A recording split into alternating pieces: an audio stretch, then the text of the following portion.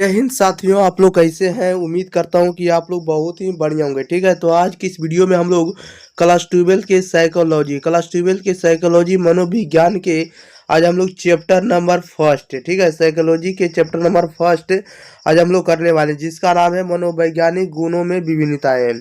तो chapter number 1 psychology के आज आपको हम 40 ऑब्जेक्टिव को इस वीडियो में याद करवाने वाले हैं। तो अगर आप लोग वीडियो को शुरू से अंत तक देख लेते हैं तो आपको इसी वीडियो में सभी ऑब्जेक्टिव याद हो जाएंगे, कहीं भी दूसरे वीडियो में जाने की कोई आवश्यकता नहीं है। तो आप लोग शुरू से अंत तक बने रहिएगा। प्रत्येक आंसर आप लोग 3 से 4 सेकंड के अंदर कमेंट बॉक्स के अंदर जरूर बताना है। चलिए तो स्टार्ट करते हैं, ज़्यादा विलम्ब ना करेंगे। ओके, क्वेश्चन नंबर देखिएगा। फर्स्ट कह रहा है कि मनोविज्ञान किसका क्रमबद्ध एवं वैज्ञानिक अध्ययन करता है, बताइएगा।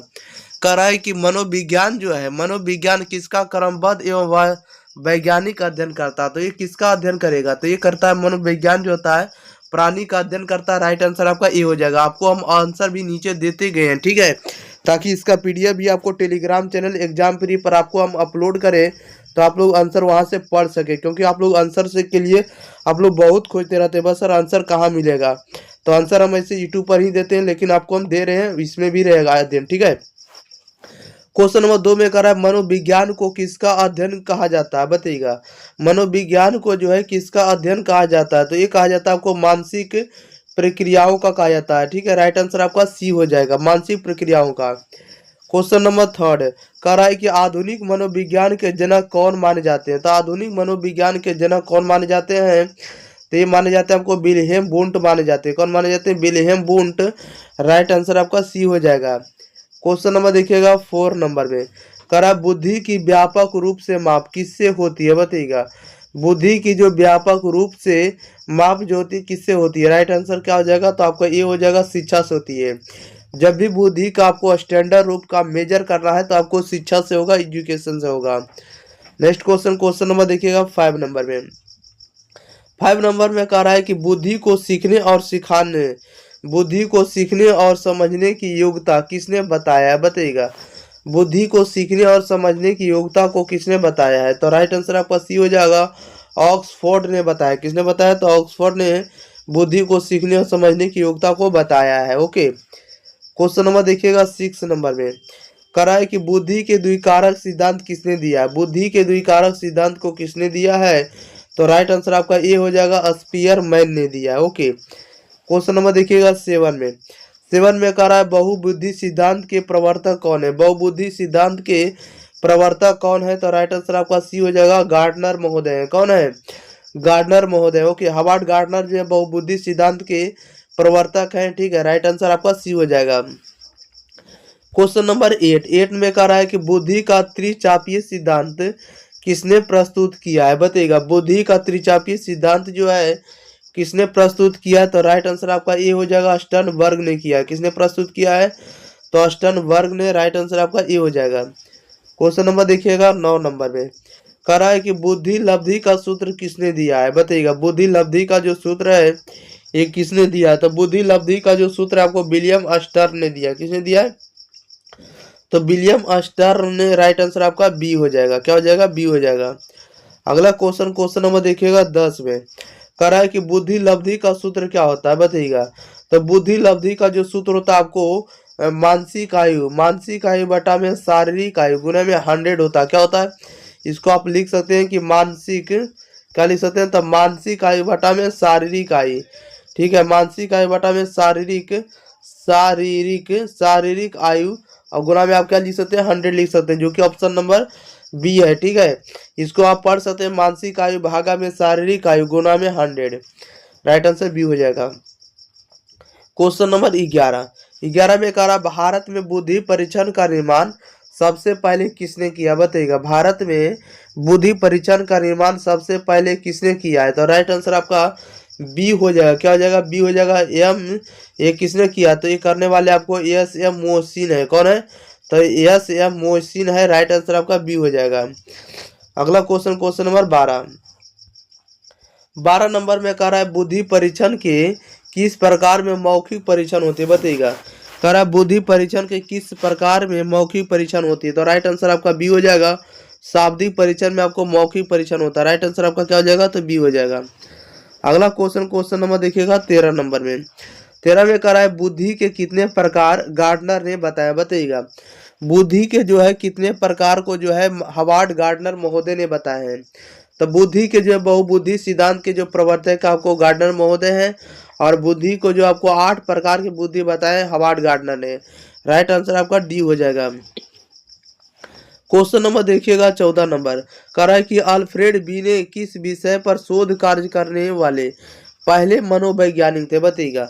अल्फ्रेड बी ने किस विषय पर शोध कार्य करने वाले पहले मनोवैज्ञानिक थे। तो अल्फ्रेड महोदय जो है ये किस पर शोध किए है, तो राइट आंसर आपका बी हो जाएगा। ये बुद्धि पर ही शोध किए, ठीक है। राइट आंसर आपका बी हो जाएगा। बुद्धि पर रिसर्च किए थे अल्फ्रेड बी ने। ओके, याद रखिएगा इस बात को। अगला क्वेश्चन नंबर 15 नंबर। 15 नंबर में कह रहा है बुद्धि परीक्षण का उद्देश्य क्या है, बताइएगा। बुद्धि परीक्षण का जो है उद्देश्य क्या होगा। तो बुद्धि परीक्षण का जो उद्देश्य होगा व्यक्ति की योग्यता को जानना, व्यक्ति की एबिलिटी को जानना, ये क्या कहलाता है, बुद्धि परीक्षण का उद्देश्य होगा, ठीक है, लक्ष्य होगा। राइट आंसर सी हो जाएगा। अगला क्वेश्चन नंबर देखिएगा आप लोग 16 नंबर की ओर। 16 में कह रहा है बुद्धि के किस सिद्धांत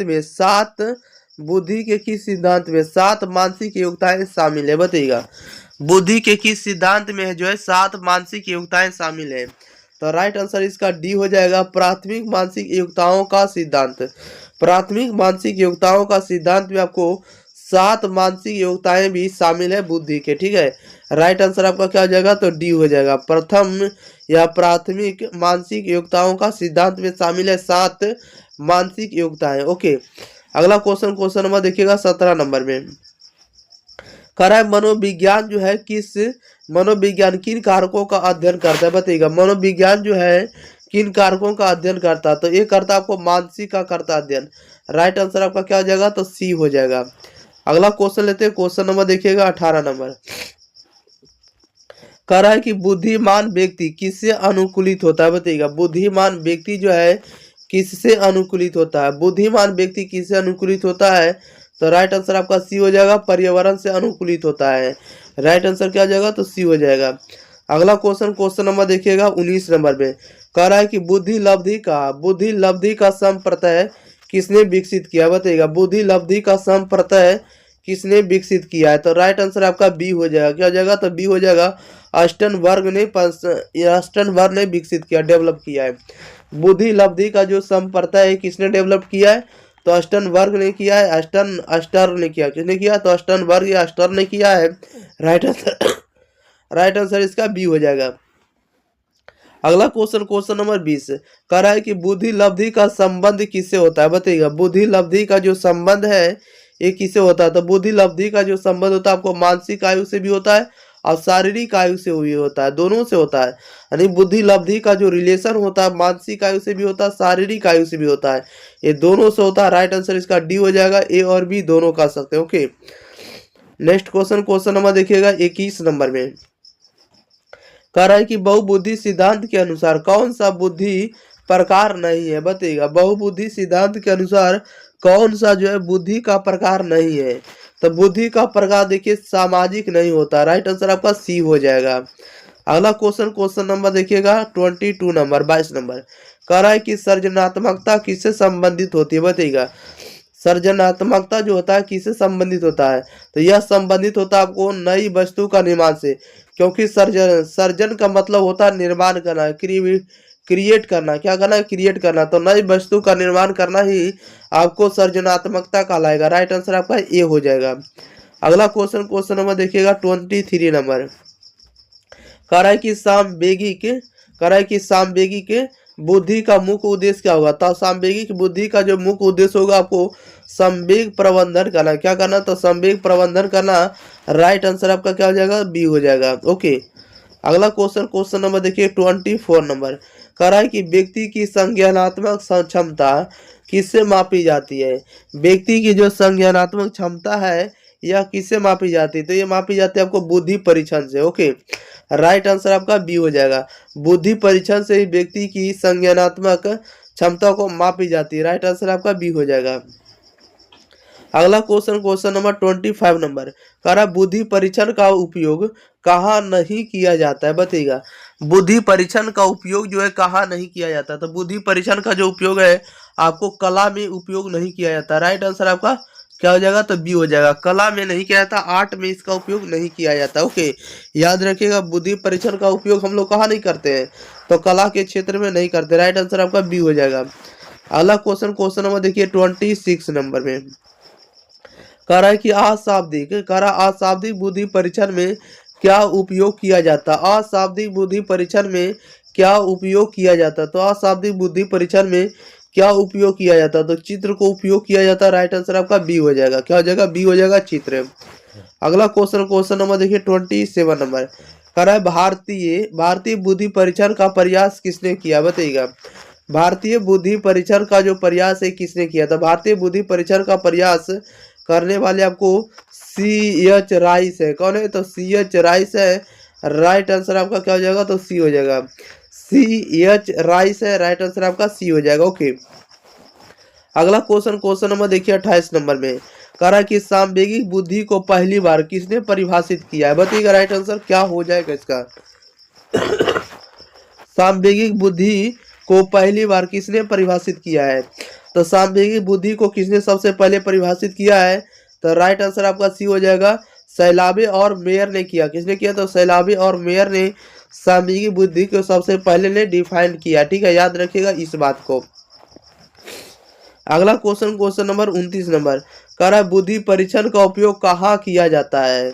बुद्धि परीक्षण का जो उपयोग है कहाँ किया जाता है? राइट आंसर बताइएगा क्या हो जाएगा। बुद्धि परीक्षण का जो उपयोग है हम लोग कर्मचारी चयन में करेंगे। कहाँ कर सकते हैं? तो कर्मचारी चयन में किया जाता है। राइट आंसर आपका ए हो जाएगा। क्वेश्चन नंबर देखिए 30 नंबर में कह रहा है बुद्धि मापन के किस प्रकार में साक्षर व्यक्ति ही परीक्षा दे सकते हैं? बताइएगा। कह रहा है कि बुद्धि मापन के किस प्रकार में साक्षर व्यक्ति ही परीक्षा दे सकते हैं? तो ये दे सकते हैं शाब्दिक के रूप में। राइट आंसर आपका सी हो जाएगा। क्या हो जाएगा? तो सी हो जाएगा, शाब्दिक के रूप में। ओके, अगला क्वेश्चन नंबर देखिए 31 नंबर में कह रहा है कि मानसिक आयु किसका मापदंड है? बताइएगा। मानसिक आयु जो होता है ये किसका मापदंड होता है? तो मानसिक आयु जो होता है आपको मानसिक योग्यता का मेजर होता है, मापदंड होता है। राइट आंसर आपका बी हो जाएगा। अगला क्वेश्चन नंबर 32 में कह रहा है बुद्धि की किस प्रकार की परीक्षा में भाषा का उपयोग नहीं होता है? बुद्धि की किस प्रकार की परीक्षा में भाषा का उपयोग नहीं होता है? तो भाषा का उपयोग हम लोग किस प्रकार के में नहीं करते हैं? तो अशाब्दिक के रूप में हम लोग बुद्धि के रूप में भाषा का उपयोग नहीं करते। राइट आंसर आपका बी हो जाएगा, अशाब्दिक। अगला क्वेश्चन नंबर 33 नंबर में कह रहा है कि कौन सा सिद्धांत बुद्धि को एक योग्यता मानता है? कौन सा एक सिद्धांत जो है बुद्धि को एक योग्यता के रूप में मांगता है? तो एक योग्यता के रूप में मांगता है आपको एक कारक सिद्धांत मानता है। राइट आंसर आपका सी हो जाएगा। अगला क्वेश्चन नंबर 34 में कह रहा है बुद्धि के मापन का उद्देश्य क्या है? बुद्धि के मापन का मुख्य उद्देश्य क्या होगा? तो राइट आंसर आपका ये हो जाएगा व्यक्ति के संज्ञानात्मक विकास को जानना। व्यक्ति के संज्ञानात्मक विकास को जानना ही बुद्धि का मेजर होगा।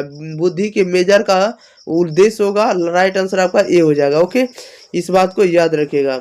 अगला क्वेश्चन नंबर देखिएगा 35 नंबर कह रहा बुद्धि का परीक्षण करने के लिए कौन सा तरीका उपयुक्त होगा? बताइएगा। बुद्धि का परीक्षण करने के लिए यानी बुद्धि को हम लोग टेस्ट करने जाएंगे तो सबसे बेस्ट तरीका क्या होगा? तो सबसे बेस्ट तरीका जो होगा आपको संज्ञानात्मक परीक्षण होगा और आपको अशाब्दिक परीक्षण होगा। ये दोनों परीक्षण जो होगा आपको सबसे बेस्ट होगा बुद्धि को चेक करने का। ओके, संज्ञानात्मक परीक्षण और आपको क्या हो जाएगा? अशाब्दिक परीक्षण। ये दोनों होगा। राइट आंसर आपका डी हो जाएगा, ए और बी दोनों। अगला क्वेश्चन नंबर देखिएगा 36 नंबर में कह रहा है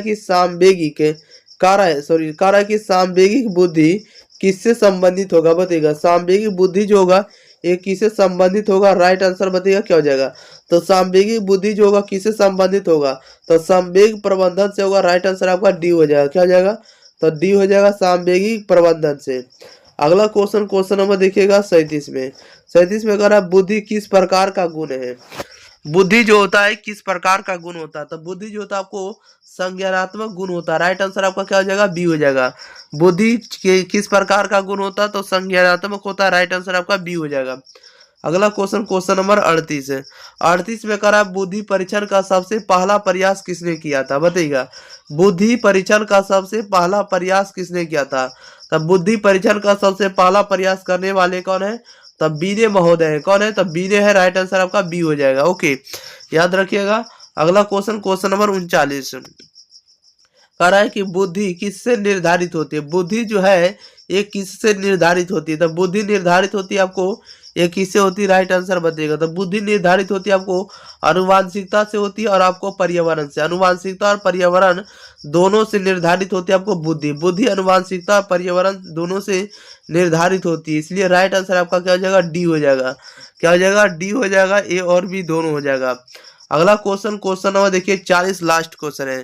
कह रहा है कि सांवेगिक बुद्धि को किस प्रकार की बुद्धि कहा जाता है? बताइएगा। सांवेगिक बुद्धि को किस प्रकार की बुद्धि कहा जाता है? तो सांवेगिक बुद्धि को हम लोग कहते हैं सामाजिक बुद्धि कहते हैं। क्या कहते हैं? सामाजिक बुद्धि कहते हैं। ठीक है, याद रखिएगा। सांवेगिक बुद्धि परीक्षण जो होता है ये किस प्रकार में होता है? तो सामाजिक के रूप में होता है, सोशल के रूप में होता है। राइट आंसर आपका ए हो जाएगा। चलिए प्यारे साथियों, तो इस वीडियो में आपको 40 मोस्ट VBI ऑब्जेक्टिव था, ठीक है, जो कि चैप्टर नंबर 1 का साइकोलॉजी का कंप्लीट कर दिए। तो इसी प्रकार कंप्लीट ऑब्जेक्टिव को याद करने के लिए आपको एग्जाम प्री टेलीग्राम चैनल के साथ आप लोग जुड़ जाइएगा और एग्जाम प्री यूट्यूब चैनल के साथ भी आप लोग को जुड़ जाना है, ताकि वीडियो आपको रेगुलर मिलते रहे। और ये वीडियो आपको बता देते हैं कि 6 से 7 बजे आपको शाम या सुबह को मिलने वाला है। तो इस बात को याद रखिएगा कि शाम के 6 से 7 के बीच ये वीडियो आपको मिलने वाला, ठीक है। साइकोलॉजी हो, सोशोलॉजी हो, फिलोसफी हो, इकोनॉमिक्स हो, यानी क्लास 12th आर्ट्स में जो भी विषय लिए होंगे यहाँ तक आपको सभी विषय मिलने वाला। इंग्लिश भी इसी चैनल पर मिलेगा। तो आप लोग इस वीडियो को ज़्यादा से ज़्यादा दोस्तों के पास शेयर करिए और अपने दोस्तों को बताइए कि एग्जाम प्री चैनल पर बेस्ट कंटेंट आप लोग को मिल रहा है। तो आप लोग इस चैनल के साथ जुड़ जाइए और आपको हम प्रयास करें कि जितना भी कंटेंट देंगे एकदम ओरिजिनल कंटेंट दे और आपको एग्जाम में लड़ने वाला कंटेंट दे। फालतू कंटेंट आप लोग को ज़्यादा ना पढ़ाया जाए ताकि बच्चे भ्रमित हो जाए। और इसी पर आपको सब्जेक्टिव भी दिया जाएगा और आपको ऑब्जेक्टिव भी दिया जाएगा। ओके, इस वीडियो में आपको हम साइकोलॉजी, ठीक है, साइकोलॉजी मनोविज्ञान के चैप्टर नंबर 2 जिसका नाम है आत्म एवं व्यक्तित्व। आत्म एवं व्यक्तित्व का नाम मतलब चैप्टर नंबर 2 के आज हम लोग 40 ऑब्जेक्टिव को इस वीडियो में याद करवाने वाले हैं। कंप्लीट याद करवा देंगे। इस वीडियो को आप लोग को शुरू से अंत तक बने रहना और साथ ही साथ अपने दोस्तों के पास भी इस वीडियो को शेयर कर देना। पहले आप लोग खुद एक बार वीडियो को शुरू से अंत तक जरूर पहले पढ़ लीजिए, इसके बाद आप लोग लास्ट में दोस्तों के पास शेयर जरूर कर दीजिएगा। ओके, चलिए तो हम लोग स्टार्ट करते हैं, ज़्यादा विलम्ब ना करेंगे। तब तक के लिए आपका काम रहता है कि अगर आप लोग एक बार एग्जाम प्री चैनल को सब्सक्राइब नहीं किया तो सब्सक्राइब करके आप लोग टेलीग्राम चैनल के साथ भी आप लोग जुड़ जाइएगा, क्योंकि टेलीग्राम चैनल पर इसका PDF आपको डाल दिया जाएगा, ठीक है, ताकि आप लोग को पढ़ने में किसी भी तरह का दिक्कत नहीं होगा। चलिए तो स्टार्ट करते हैं। प्रत्येक आंसर आप लोग 4 से 5 सेकंड के अंदर कमेंट बॉक्स के अंदर जरूर बताइएगा। इसका आंसर भी हम आपको नीचे में दे दिए ताकि आपको देखकर भी बता सकते हैं, ठीक है, और आपको भी दिक्कत नहीं होगा ताकि आप PDF आप निकलवा सकें। तो ओके, चलिए तो क्वेश्चन नंबर 1 लेते हैं। कह रहा है कि आत्म संप्रत्यय का अर्थ क्या है? आत्म संप्रत्यय का क्या अर्थ होता है? तो आत्म संप्रत्यय का अर्थ होता है स्वयं के विचार। सेल्फ का क्या होता है? तो सेल्फ का विचार ही क्या कहलाता है? तो आत्म संप्रत्यय कहलाता है। अरे अपने विचार को ही आदान प्रदान करना क्या कहलाता है? तो आत्म संप्रत्यय कहलाता है, जो कि राइट आंसर आपका क्या हो जाएगा? ए हो जाएगा। नेक्स्ट क्वेश्चन, क्वेश्चन नंबर देखिएगा 2 नंबर की ओर। 2 नंबर में कह रहा है कि आत्मा के संज्ञानात्मक और व्यवहारात्मक पक्षों को क्या कहा जाता है? कह रहा है कि आत्मा के संज्ञानात्मक और व्यवहारात्मक पक्षों को क्या कहा जाता है? तो उसे कहा जाता है आत्म संप्रत्यय कहा जाता है। क्या कहा जाता है? तो आत्म संप्रत्यय। राइट आंसर आपका क्या हो जाएगा? तो डी हो जाएगा। नेक्स्ट क्वेश्चन लेते हैं प्यारे साथियों। क्वेश्चन नंबर देखिएगा 3rd नंबर की ओर। कह रहा है कि आत्म सम्मान किससे संबंधित होगा? बताइएगा, आत्म सम्मान किससे संबंधित है? तो आत्म सम्मान संबंधित होता है आपको आत्म मूल्यांकन से। किससे संबंधित होता है? तो आत्म मूल्यांकन से। राइट आंसर आपका सी हो जाएगा। नेक्स्ट क्वेश्चन लेते हैं। क्वेश्चन नंबर देखिएगा 4 नंबर में। 4 नंबर में कह रहा है कि आत्म सक्षमता का क्या अर्थ है? बताइएगा, आत्म सक्षमता का अर्थ क्या होता है? आत्म सक्षमता का अर्थ क्या है? तो राइट आंसर आपका बी हो जाएगा। स्वयं की योग्यता। स्वयं की योग्यता ही आपको आत्म सक्षमता कहलाता है। राइट आंसर आपका बी हो जाएगा। नेक्स्ट क्वेश्चन लेते हैं। क्वेश्चन नंबर देखिएगा आप लोग 5 नंबर की ओर। 5 नंबर में कह रहा है कि आत्म नियमन किससे संबंधित होगा, बताइएगा। आत्म नियमन जो है ये किससे संबंधित होता है? तो आत्म नियमन संबंधित होता है आपको अपने व्यवहार को नियंत्रित करने किससे संबंधित होता है? अपने व्यवहार को कंट्रोल करना, अपने बिहेवियर को कंट्रोल करना ही आपको आत्म नियमन कहलाता है। राइट आंसर आपका बी हो जाएगा। ओके, याद रखिएगा। अगले क्वेश्चन नंबर देखिएगा 6 नंबर की ओर। 6 नंबर में कह रहा है कि संस्कृति और आत्म का संबंध किसे होता है? संस्कृति और आत्म का जो संबंध होता है ये किसे होता है? तो संस्कृति और आत्म का जो संबंध होता है आपको जीवन शैली से होता है। किसे होता है? जीवन शैली से। राइट आंसर आपका क्या हो जाएगा? तो डी हो जाएगा। ओके, याद रखिएगा इस बात को।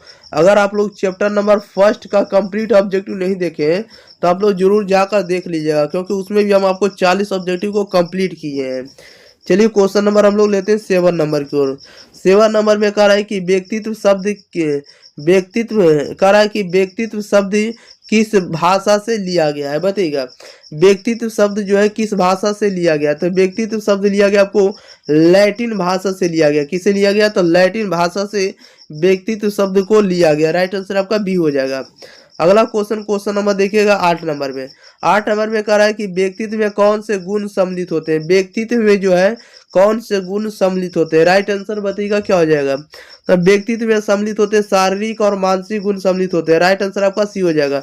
व्यक्तित्व में कौन सा गुण सम्मिलित होते हैं? तो शारीरिक और मानसिक गुण सम्मिलित होते हैं। अगला क्वेश्चन नंबर देखिएगा 9 नंबर में। 9 में कह रहा है कि सत्व गुण किससे संबंधित है? तो सत्व गुण जो होता है संबंधित होता है अनुशासन से संबंधित होता है। सत्व गुण जो होता है किससे संबंधित होता है? अनुशासन से संबंधित होता है, डिसिप्लिन से संबंधित होता है। किससे संबंधित होता है? डिसिप्लिन से। राइट आंसर आपका ए हो जाएगा। क्वेश्चन नंबर 10 कह रहा है कि रजस गुण में क्या सम्मिलित है, बताइएगा। रजस गुण में जो है क्या सम्मिलित होता है? तो रजस गुण में ईर्ष्या संबंधित होता है। रजस गुण में जो होता है क्या संबंधित होता है या क्या सम्मिलित होता है? तो ईर्ष्या संबंधित होता है आपको रजस गुण में, जो कि राइट आंसर आपका बी हो जाएगा। नेक्स्ट क्वेश्चन नंबर देखिएगा 11 नंबर में। 11 नंबर में कह रहा है कि तमस गुण का क्या अर्थ है? तमस गुण का अर्थ क्या होता है? तो तमस गुण का अर्थ होता है आलस होता है। क्या होता है? तो तमस गुण का जो अर्थ होता है आलस होता है, जो कि राइट आंसर आपका बी हो जाएगा। क्या हो जाएगा? तो तमस गुण का जो अर्थ होता है आलस होता है। राइट आंसर आपका बी हो जाएगा।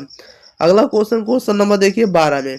12 में कह रहा है सेल्डर ने मानव को कितने प्रकार की शारीरिक बनावट में विभाजित किया है, बताइएगा।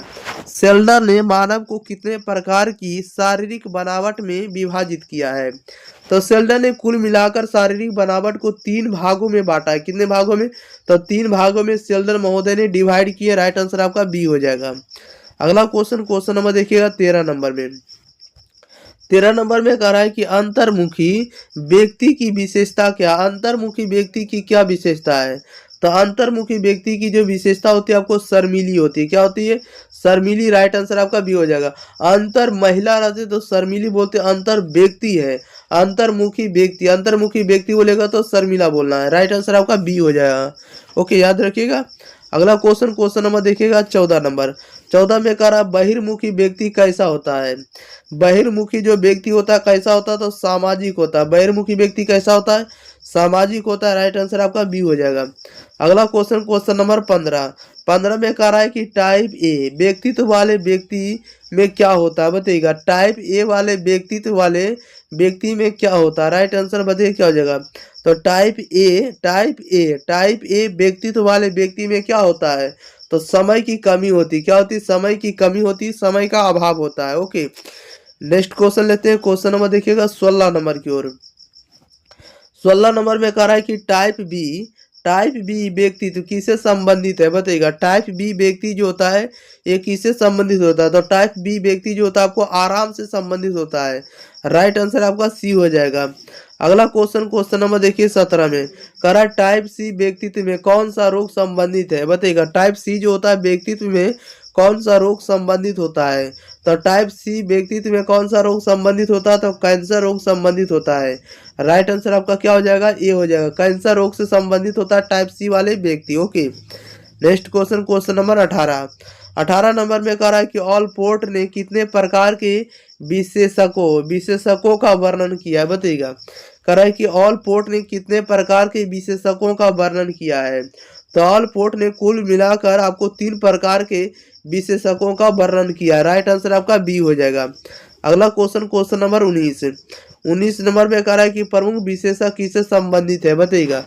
प्रमुख विशेषक जो होता है किससे संबंधित होता है, तो प्रमुख विशेषक संबंधित होता है आपको सामान्य व्यवहार से। किससे संबंधित होता है, सामान्य व्यवहार से। राइट आंसर आपका ए हो जाएगा। अगला क्वेश्चन नंबर 20 नंबर में कह रहा है कि सिगमंड फ्रायड ने किस सिद्धांत का प्रतिपादन किया, बताइएगा।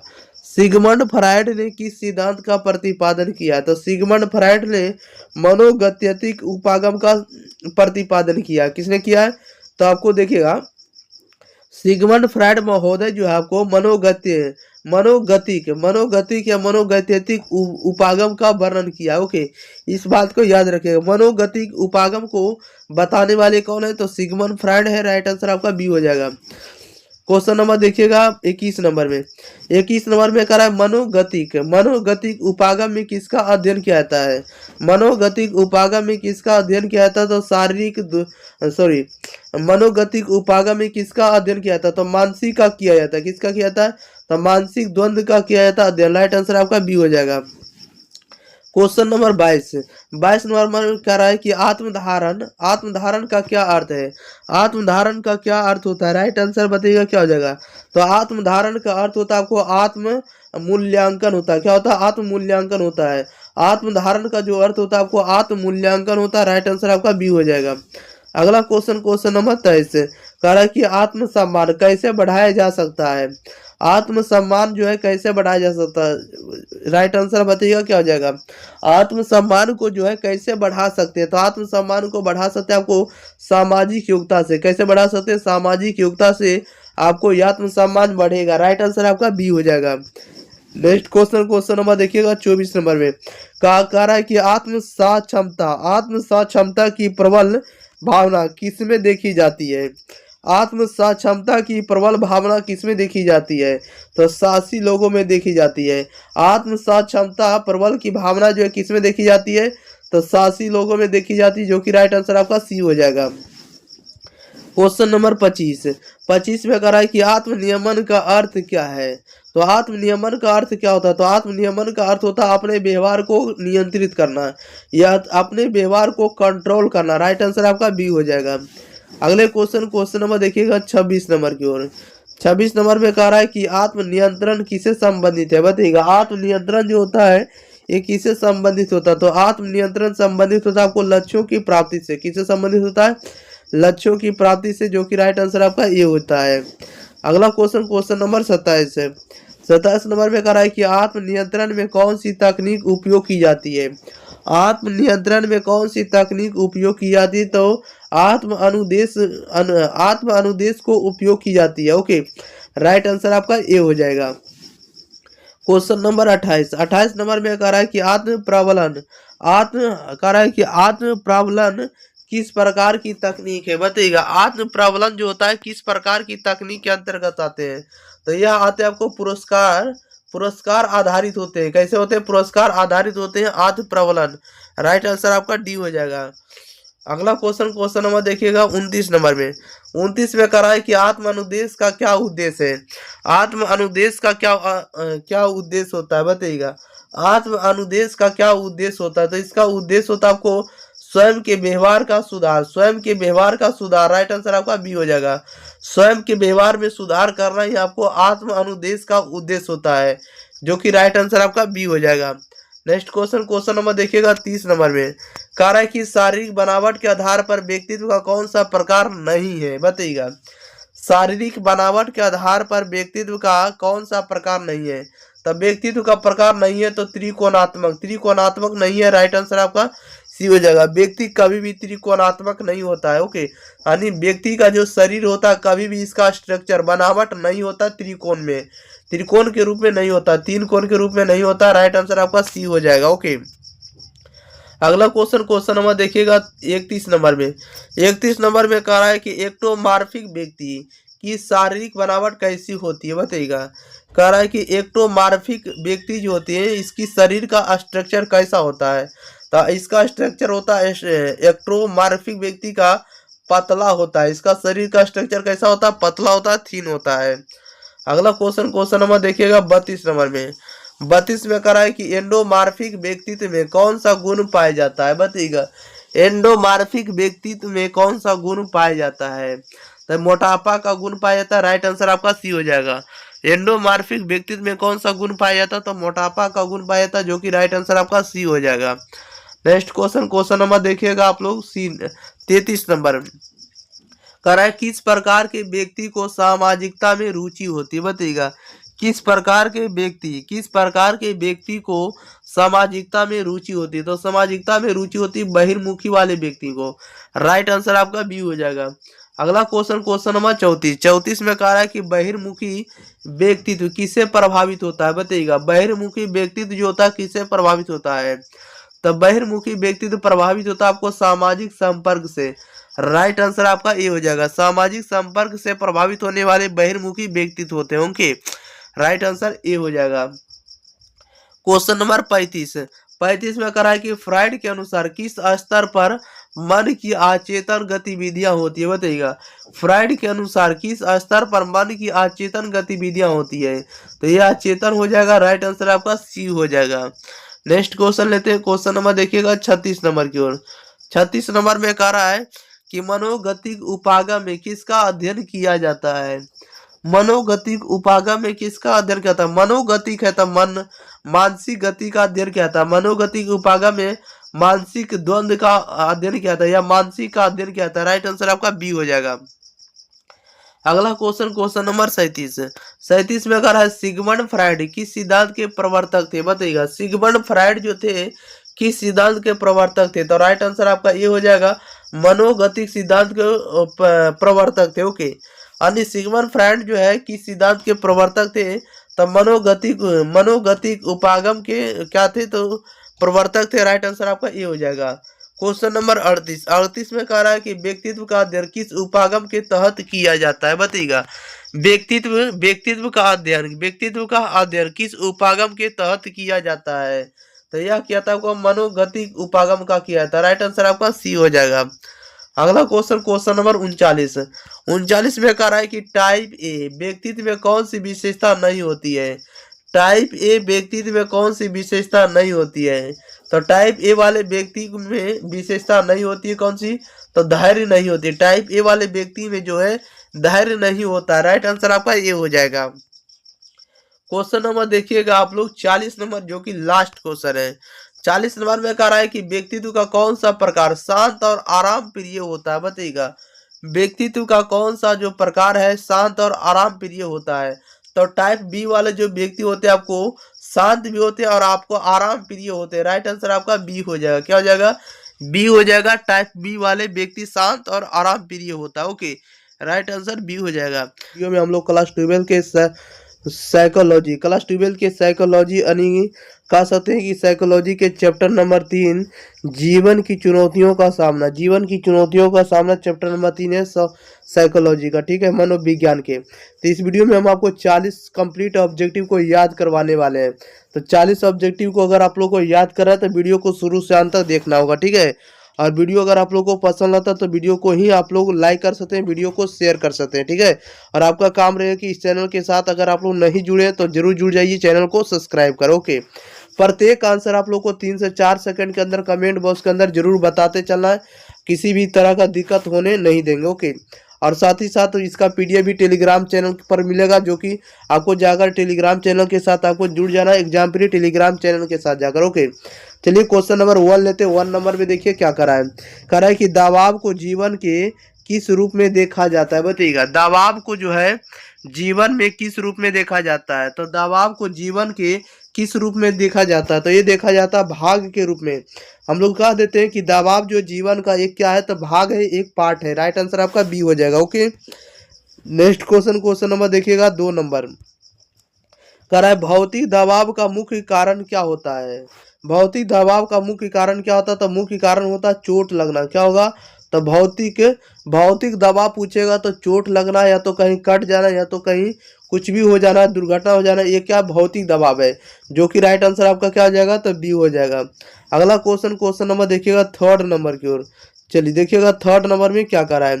थर्ड नंबर में करा है कि पर्यावरणीय दबाव का क्या कारण है, बताइएगा पर्यावरणीय दबाव का कारण क्या है। तो पर्यावरणीय दबाव का जो कारण होता है ये क्या होता है, ये भूकंप होता है। जो पर्यावरण से जो घटित होती है या जो पर्यावरण के कारण जो दबाव बनता है ये क्या कहलाता है, भूकंप कहलाता है। राइट आंसर आपका सी हो जाएगा।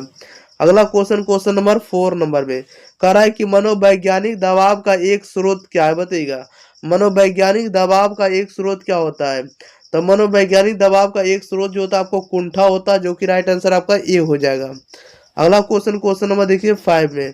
5 नंबर में कह रहा है कि सामाजिक दबाव का मुख्य कारण क्या है, बताइएगा सामाजिक दबाव का मुख्य कारण क्या है। तो सामाजिक दबाव का मुख्य कारण जो होता है अत्यधिक मांगे होगा, क्या होगा, अत्यधिक मांगे, जो कि राइट आंसर आपका सी हो जाएगा। सामाजिक दबाव का जो मुख्य कारण होता है ये अत्यधिक मांग होगा। राइट आंसर आपका सी हो जाएगा। क्वेश्चन नंबर देखिएगा 6 नंबर में कह रहा है कि स्ट्रेस शब्द किस लैटिन शब्द से लिया गया, बताइएगा स्ट्रेस मतलब होता है दबाव होता है, ठीक है ना। स्ट्रेस शब्द किस लैटिन शब्द से लिया गया है। तो स्ट्रेस लिया गया आपको स्ट्रेटस से लिया गया है। राइट आंसर आपका क्या हो जाएगा, ए हो जाएगा। क्या हो जाएगा, तो ए हो जाएगा स्ट्रिक्टस हो जाएगा। क्या हो जाएगा, स्ट्रिक्टस। राइट आंसर आपका ए हो जाएगा। अगला क्वेश्चन नंबर देखिएगा 7 नंबर में। 7 नंबर में कह रहा है दबाव उत्पन्न करने वाले कारक को क्या कहा जाता है, बताइएगा दबाव उत्पन्न करने वाले कारक को क्या कहा जाता है। तो स्ट्रेजर कहा जाता है। क्या कहा जाता है, स्ट्रेजर या स्ट्रेसर बोल सकते हैं। राइट आंसर आपका डी हो जाएगा। अगला क्वेश्चन नंबर देखिएगा 8 नंबर। 8 नंबर में कह रहा है कि हंस शैली जो है किसके जनक माने जाते हैं। हंस शैली किसके किसके जनक माने जाते हैं, बताइएगा हंस शैली किसके जनक माने जाते हैं। तो हंस शैली माने जाते हैं आपको आधुनिक दबाव शोध के। आधुनिक दबाव शोध के जो जनक है आपको हंस शैली महोदय को माने जाते हैं। राइट आंसर आपका ए हो जाएगा। क्वेश्चन नंबर 9 में कह रहा है कि हंस शैली के अनुसार दबाव की परिभाषा क्या है, बताइएगा हंस शैली के अनुसार दबाव की परिभाषा क्या है। हंस शैली के अनुसार दबाव की परिभाषा क्या है। तो दबाव की जो मुख्य परिभाषा होती है किसी भी मांग के प्रति शरीर की अपशिष्ट अनुक्रिया होती है, जो कि राइट आंसर आपका बी हो जाएगा। क्या हो जाएगा, बी हो जाएगा। हंस शैली के अनुसार दबाव का मुख्य परिभाषा जो होता है किसी भी मांग के प्रति शरीर की अविशिष्ट अनुक्रिया होती है। राइट आंसर आपका बी हो जाएगा। अगला क्वेश्चन नंबर 10 में करा है कि प्राथमिक मूल्यांकन का मुख्य संबंध किससे, बताइएगा प्राथमिक मूल्यांकन का मुख्य संबंध किससे होता है। तो ये होता है आपको नए पर्यावरण का प्रत्यक्षण से होता है। राइट आंसर सी हो जाएगा, नए पर्यावरण का प्रत्यक्षण से। राइट आंसर आपका सी हो जाएगा। अगला क्वेश्चन नंबर 11 में कह रहा है कि द्वितीयक मूल्यांकन कब होता है, बताइएगा द्वितीयक मूल्यांकन कब होता है। तो द्वितीयक मूल्यांकन होता है जब स्थिति को खतरे के रूप में देखा जाए। जब स्थिति को खतरे के रूप में देखा जाए उसे द्वितीयक मूल्यांकन कहेंगे। राइट आंसर आपका बी हो जाएगा। अगला क्वेश्चन नंबर देखिएगा 12 नंबर कह रहा है दबाव से निपटने का एक कारक क्या है, बताइएगा दबाव से निपटने का एक कारक क्या होगा। तो दबाव से निपटने का एक कारक होगा पूर्व अनुभव होगा। क्या होगा, तो पूर्व अनुभव करना चाहिए। दबाव से निपटना तो पूर्व का अनुभव करना चाहिए। राइट आंसर सी हो जाएगा। अगला क्वेश्चन नंबर देखिएगा 13 नंबर। देखिएगा 13 नंबर क्या कर रहा है कि हाइपोथैलेमस शरीर में क्या प्रारंभ करता है, बताइएगा हाइपोथैलेमस जो होता है शरीर में क्या प्रारंभ करता है। तो क्रियात्मक परिवर्तन को प्रारंभ करता है। क्रियात्मक परिवर्तन को जो चेंज करता है, क्रियात्मक परिवर्तन जो लाता है ये किसके कारण आता है। तो हाइपोथैलेमस के कारण आता है। राइट आंसर आपका बी हो जाएगा। अगला क्वेश्चन नंबर 14 नंबर में कह रहा है कि एड्रिनल ग्रंथि किसको रुधिर में छोड़ती है, बताइएगा एड्रिनल ग्रंथि किसको रुधिर में छोड़ती है। तो ये छोड़ती है आपको ये राइट आंसर आपका सी हो जाएगा। क्या हो जाएगा, सी हो जाएगा कैटेकोलामाइंस को छोड़ दिया। राइट आंसर आपका सी हो जाएगा। अगला क्वेश्चन नंबर देखिएगा आप लोग 15 नंबर में कह रहा है कि शरीर पर दबाव का मुख्य प्रभाव किसका होता है, बताइएगा शरीर पर दबाव का मुख्य प्रभाव किसका होता है। तो रक्तचाप में बदलाव के कारण होता है। राइट आंसर आपका बी हो जाएगा। अगला क्वेश्चन नंबर देखिएगा 16 नंबर में। 16 नंबर में कह रहा है कि गैस के 3 चरणों में एक क्या है, बताइएगा। गैस के 3 चरणों में से एक क्या होता है, तो एक होता है सचेत प्रतिक्रिया होती है। क्या होती है? सचेत प्रतिक्रिया। राइट आंसर आपका ए हो जाएगा। अगला क्वेश्चन नंबर देखिएगा 18 नंबर में। 18 नंबर में कह रहा है कि दबाव का संवेगात्मक प्रभाव क्या होता है, बताइएगा। दबाव का संवेगात्मक प्रभाव क्या होता है? दबाव का संवेगात्मक प्रभाव जो होता है अकेलापन होता है। राइट आंसर आपका ए हो जाएगा। अगला क्वेश्चन नंबर देखिए 18 नंबर में। 18 नंबर में देखिए क्या कह रहा है। 18 में कह रहा है कि मानसिक अतिभार का कारण क्या होता है, बताइएगा। मानसिक अतिभार का कारण क्या होता है? तो मानसिक अतिभार का जो कारण होता है आपको लगातार दबाव होता है। क्या होता है? लगातार दबाव, जो कि राइट आंसर आपका ए हो जाएगा। अगला क्वेश्चन नंबर 19 नंबर में। 19 नंबर में कह रहा है कि व्यवहारात्मक प्रभाव में कौन सी आदत शामिल है, बताइएगा। व्यवहारात्मक प्रभाव में कौन सी आदत शामिल होता है, तो यह शामिल होता है आपको नशीली पदार्थों का सेवन। अगर व्यवहारात्मक प्रभाव, बिहेवियर में अगर कोई इफेक्ट हो रहा है, अगर कुछ भी प्रभाव पड़ रहा है, तो इसका मतलब है नशीली पदार्थों का सेवन कर रहा है। राइट आंसर आपका क्या हो जाएगा? तो बी हो जाएगा। नेक्स्ट क्वेश्चन नंबर देखिएगा 20 नंबर में। 20 नंबर में कह रहा है कि बर्न आउट किस अवस्था का संकेत है, बताइएगा। बर्न आउट जो होता है किस अवस्था का संकेत होता है? ये होता है आपको शारीरिक परिश्रांति की अवस्था का होता है। राइट आंसर बी हो जाएगा। बर्न आउट किस अवस्था का संकेत होता है? तो शारीरिक परिश्रांति की अवस्था होता है। राइट आंसर बी हो जाएगा। अगला क्वेश्चन नंबर देखिएगा 21 नंबर में। 21 नंबर में कह रहा है कि मनस्तंत्रिका प्रतिरक्षा विज्ञान का अध्ययन किस पर केंद्रित होता है, बताइएगा। कह रहा है कि मनस्तंत्रिका प्रतिरक्षा विज्ञान जो होता है किस पर केंद्रित होता है, तो यह होता है आपको प्रतिरक्षक तंत्र पर केंद्रित होता है। राइट आंसर आपका बी हो जाएगा। अगला क्वेश्चन नंबर 22 नंबर में कह रहा है दबाव के कारण जीवन शैली पर क्या असर होता है, बताइएगा। दबाव के कारण जीवन शैली पर क्या असर होता है? दबाव के कारण जीवन शैली पर क्या असर होता है? तो ये असर होता है आपको रोग जनकों के प्रति असुरक्षा। रोग जनकों के प्रति असुरक्षा। राइट आंसर आपका बी हो जाएगा। अगला क्वेश्चन नंबर देखिएगा 23 नंबर में। 23 नंबर में कह रहा है कि दबाव का सामना करने के लिए किस तकनीक का उपयोग किया जाता है, बताइएगा। दबाव का सामना करने के लिए किस तकनीक का उपयोग किया जाता है? तो ये किया जाता है आपको समस्याओं का चरणबद्ध हल। राइट आंसर आपका डी हो जाएगा। दबाव का सामना करने के लिए किस तकनीक का उपयोग किया जाता है? तो समस्याओं का चरणबद्ध हल। राइट आंसर आपका डी हो जाएगा। अगला क्वेश्चन नंबर देखिएगा 24 नंबर में। 24 में कह रहा है कि समस्या केंद्रित अनुक्रिया किससे संबंधित होता है, बताइएगा।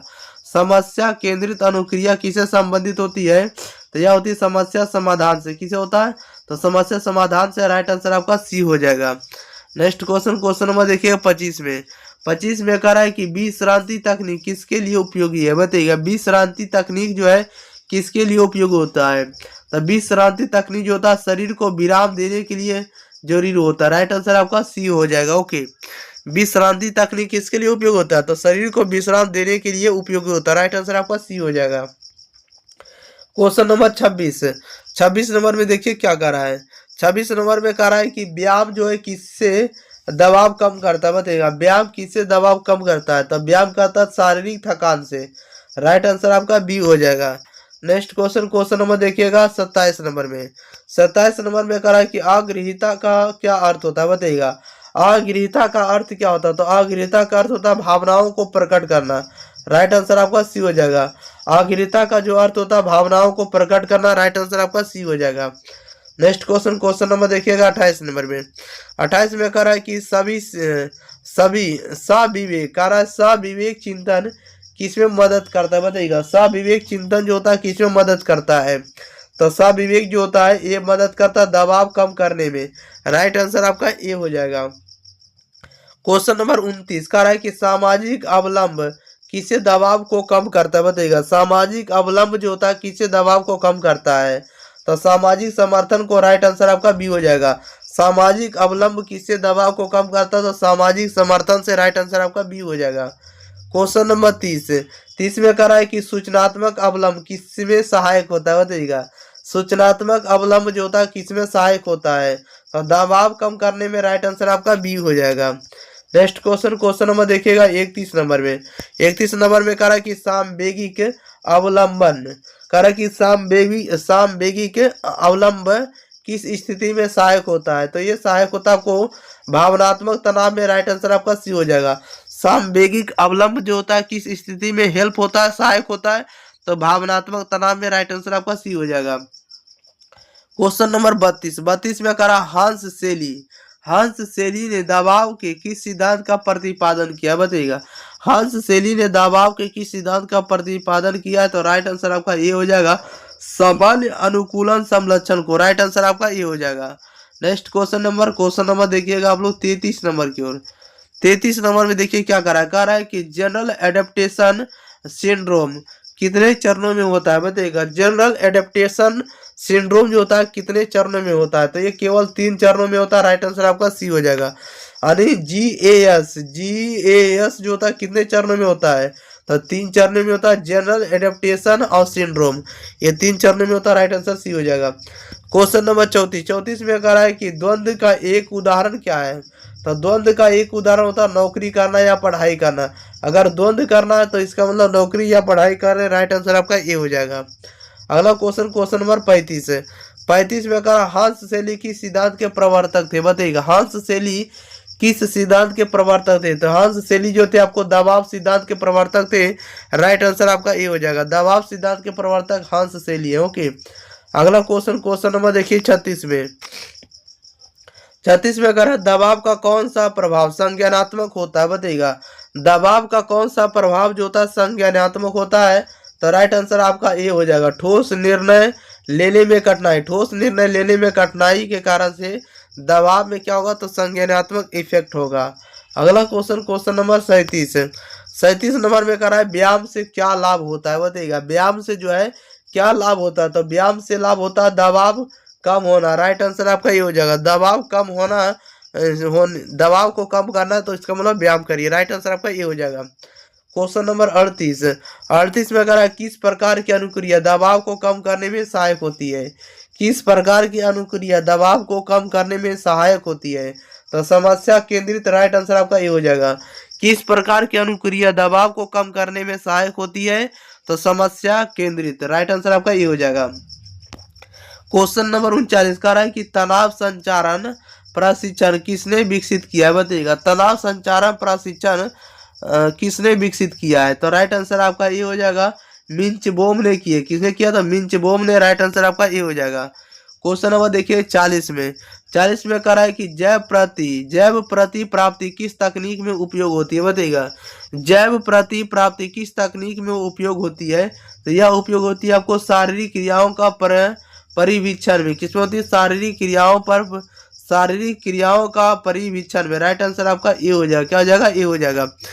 क्लास 12 के साइकोलॉजी, क्लास 12 के मनोविज्ञान के चैप्टर नंबर 4 जिसका नाम है मनोवैज्ञानिक विकार, इसके आज हम लोग टॉप 40 ऑब्जेक्टिव को कंप्लीट याद करवाने वाले। तो इस वीडियो में आप लोग बने रहिएगा ताकि आपको यहाँ से आने वाला ऑब्जेक्टिव आप 100% स्कोर एग्जाम में करके आएंगे। 100% ऑब्जेक्टिव आप बना कर आएंगे अगर आप लोग इस वीडियो को शुरू से अंत तक देख लेते हैं तब।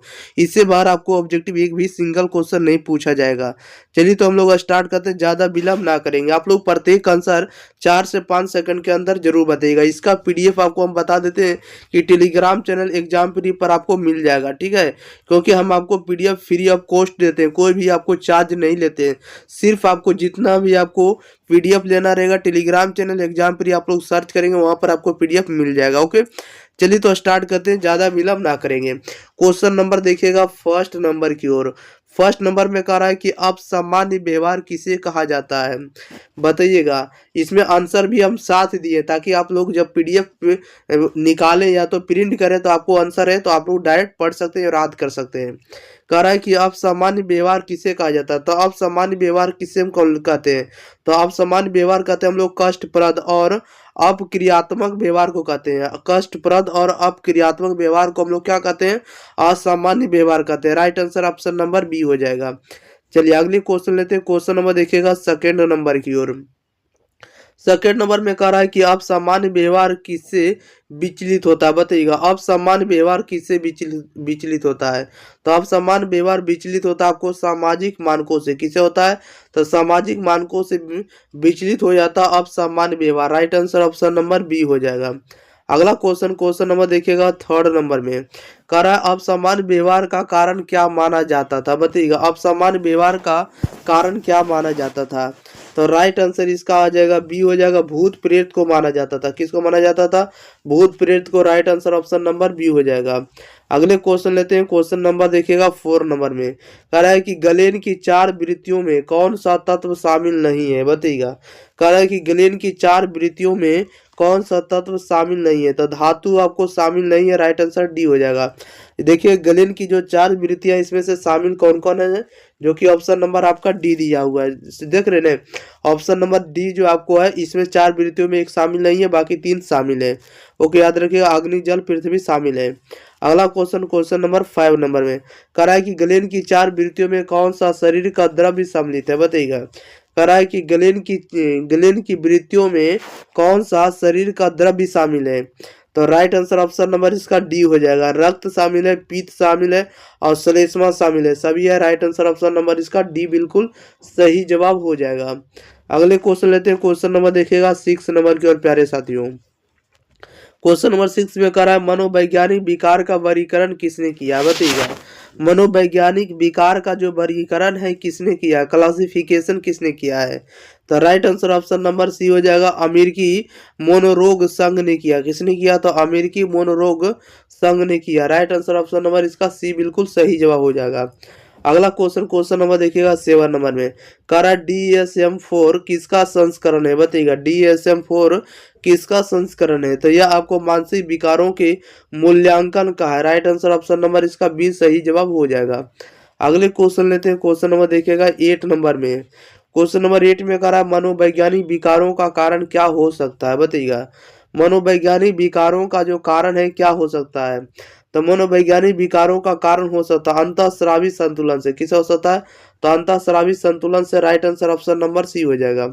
अगले क्वेश्चन नंबर देखिएगा 9 नंबर में कह रहा है कि तांत्रिक संचारक क्या होता है, बताइएगा। तांत्रिक संचारक क्या होता है? तांत्रिक संचारक क्या होता है? तो राइट आंसर ये हो जाएगा, तंत्रिका कोशिका से भेजे गए रसायन। क्या होता है? तंत्रिका कोशिका से भेजे गए रसायन होगा। Right answer option number A हो जाएगा। अगला क्वेश्चन नंबर देखिएगा 10 नंबर में कह रहा है दुश्चिंता विकार किस तांत्रिक संचारक से संबंधित है, बताइएगा। दुश्चिंता विकार किस तांत्रिक संचारक से संबंधित होगा? तो right answer option number B हो जाएगा, गामा एमिनो ब्यूट्रिक एसिड से होगा। किससे होगा? तो गामा एमिनो ब्यूट्रिक एसिड से, जो कि right answer option number B हो जाएगा। राइट आंसर बी हो जाएगा। अगला क्वेश्चन लेते हैं। क्वेश्चन नंबर 11 नंबर में 11 नंबर में कह रहा मानसिक विकारों का कारण एक हो सकता है, बताइएगा। मानसिक विकारों का एक कारण क्या है? मानसिक विकारों का एक कारण क्या हो सकता है? तो मानसिक विकारों का एक कारण हो सकता है गलत अनुशासन। क्या हो सकता है? गलत अनुशासन, रॉन्ग डिसिप्लिन के कारण हो सकता है, जो कि right answer option number A हो जाएगा। अगले नंबर लेते हैं प्यारे साथियों। क्वेश्चन नंबर देखिएगा 12 नंबर में कह रहा मानसिक विकारों के जैविक कारणों को किस मॉडल में समझा जाता है, बताइएगा। मानसिक विकारों के जैविक कारणों को किस मॉडल में समझा जाता है? तो यह समझा जाता है आपको जैविक मॉडल में। किस में समझा जाता है? जैविक मॉडल में। Right answer option number B हो जाएगा। नेक्स्ट क्वेश्चन नंबर 13 में कह रहा हिप्पोक्रेटस के अनुसार मानसिक विकार का एक कारण क्या है, बताइएगा। हिप्पोक्रेटस के अनुसार मानसिक विकार का एक कारण क्या था? मानसिक विकार का एक कारण है मानसिक क्या है? तो मस्तिष्क की विकृति। क्या है? तो मस्तिष्क की विकृति। राइट आंसर ऑप्शन नंबर इसका बी हो जाएगा। अगला क्वेश्चन लेते हैं प्यारे साथियों। क्वेश्चन नंबर देखिएगा 14 नंबर में 14 नंबर में कह रहा है सामान्यीकृत चिंता विकृति किससे संबंधित है, बताइएगा। सामान्यीकृत चिंता विकृति जो है ये किससे संबंधित है? तो यह संबंधित आपको अतिशय चिंता से। किससे संबंधित है? तो अतिशय चिंता से संबंधित है, जो कि right answer option number C हो जाएगा। अगले क्वेश्चन लेते हैं। क्वेश्चन नंबर देखिएगा 15 नंबर में 15 नंबर में कह रहा है कि आतंक मनोविकृति का एक लक्षण क्या है, बताइएगा। आतंक मनोविकृति का एक लक्षण क्या है? तो एक लक्षण आपको है बढ़ी हुई धड़कन। क्या है? तो बढ़ी हुई धड़कन है, जो कि राइट आंसर ऑप्शन बी हो जाएगा। क्या हो जाएगा? बी सही जवाब हो जाएगा। अगले क्वेश्चन लेते हैं प्यारे साथियों। क्वेश्चन नंबर देखिएगा 16 नंबर में 16 नंबर में कह रहा है कि रोगोन्मुखता, रोगोन्मुखता किसे कहा जाता है बताइएगा। रोगोन्मुखता जो है ये किसे कहा जाता है, तो रोगोन्मुखता कहा जाता है मानसिक विकार की ओर प्रवृत्त होना। क्या होगा, मानसिक विकार की ओर प्रवृत्त होना। राइट आंसर ऑप्शन नंबर इसका बी सही जवाब हो जाएगा। अगला क्वेश्चन, क्वेश्चन नंबर देखिएगा 17 नंबर में। चलिए 17 नंबर में देखिए क्या कर रहा है, कह रहा है DSM-4 किसका अद्भुत संस्करण है बताइएगा। राइट आंसर क्या हो जाएगा, DSM-4 जो है किसका अद्भुत संस्करण है। तो यह संस्करण किसका है, तो मानसिक विकारों के वर्गीकरण का है। किसका है, मानसिक विकारों के वर्गीकरण का। राइट आंसर आपका ए हो जाएगा। अगला क्वेश्चन, क्वेश्चन नंबर दे लेते हैं हम लोग 18 नंबर में। कह रहा है कि डाउन सिंड्रोम का क्या कारण है बताइएगा। डाउन सिंड्रोम का क्या कारण है, तो राइट आंसर आपका बी हो जाएगा, जैविक कारण है। क्या हो सकता है, तो डाउन सिंड्रोम का कारण हो सकता है जैविक कारण। राइट आंसर बी हो जाएगा। अगले क्वेश्चन, क्वेश्चन नंबर देखिएगा 19 नंबर में। कह रहा है कि सामान्यीकृत चिंता किस कारण उत्पन्न होती है बताइएगा। कह रहा है सामान्यीकृत चिंता जो है किस कारण उत्पन्न होती है, तो यह उत्पन्न होती है आपको अत्यधिक चिंता से। किसे होती है, तो अत्यधिक चिंता से। Right answer option number B हो जाएगा। अगला क्वेश्चन, क्वेश्चन नंबर देखिएगा 20 नंबर में। कह रहा है कि दैहिक आधार की मनोविकृति किससे उत्पन्न होती है। देखिएगा, कह रहा है कि दैहिक आधार जो होता है, दैहिक आधार की विकृति किससे उत्पन्न होती है, तो यह उत्पन्न होती है आपको मानसिक तनाव से। किससे उत्पन्न होती है, मानसिक तनाव से। Right answer option number B हो जाएगा। अगला क्वेश्चन, क्वेश्चन नंबर देखिएगा 21 नंबर की ओर। 21 नंबर में देखिए क्या कह रहा है। 21 नंबर में कह रहा है कि स्मृति लोप किस प्रकार की विकृति का संकेत होता है बताइएगा। स्मृति लोप जो होता है किस प्रकार की विकृति का संकेत होता है, तो यह होता है आपको किसका होता है, विच्छेदी ये होता है आपको देखिएगा, यह होता है आपको विच्छेदी विकास का होता है। किसका होता है, विच्छेदी विकास का होता है, जो कि right answer option number B हो जाएगा। अगला क्वेश्चन, क्वेश्चन नंबर देखिएगा 22 नंबर में। कह रहा है चिंता मनोविकार की परिभाषा क्या है बताइएगा। चिंता मनोविकार की परिभाषा क्या, तो राइट आंसर ये हो जाएगा अत्यधिक चिंता की स्थिति। क्या होगा, अत्यधिक चिंता की स्थिति। राइट आंसर आपका ये हो जाएगा। क्वेश्चन नंबर 23 कह रहा है पीटीएसडी किस प्रकार की मनोविकृति बताइएगा। पीटीएसडी किस प्रकार की मनोविकृति है, तो तनाव से उत्पन्न है। राइट आंसर आपका क्या हो जाएगा, तो ये बिल्कुल सही जवाब हो जाएगा। अगला क्वेश्चन, क्वेश्चन नंबर देखिएगा 24 नंबर में।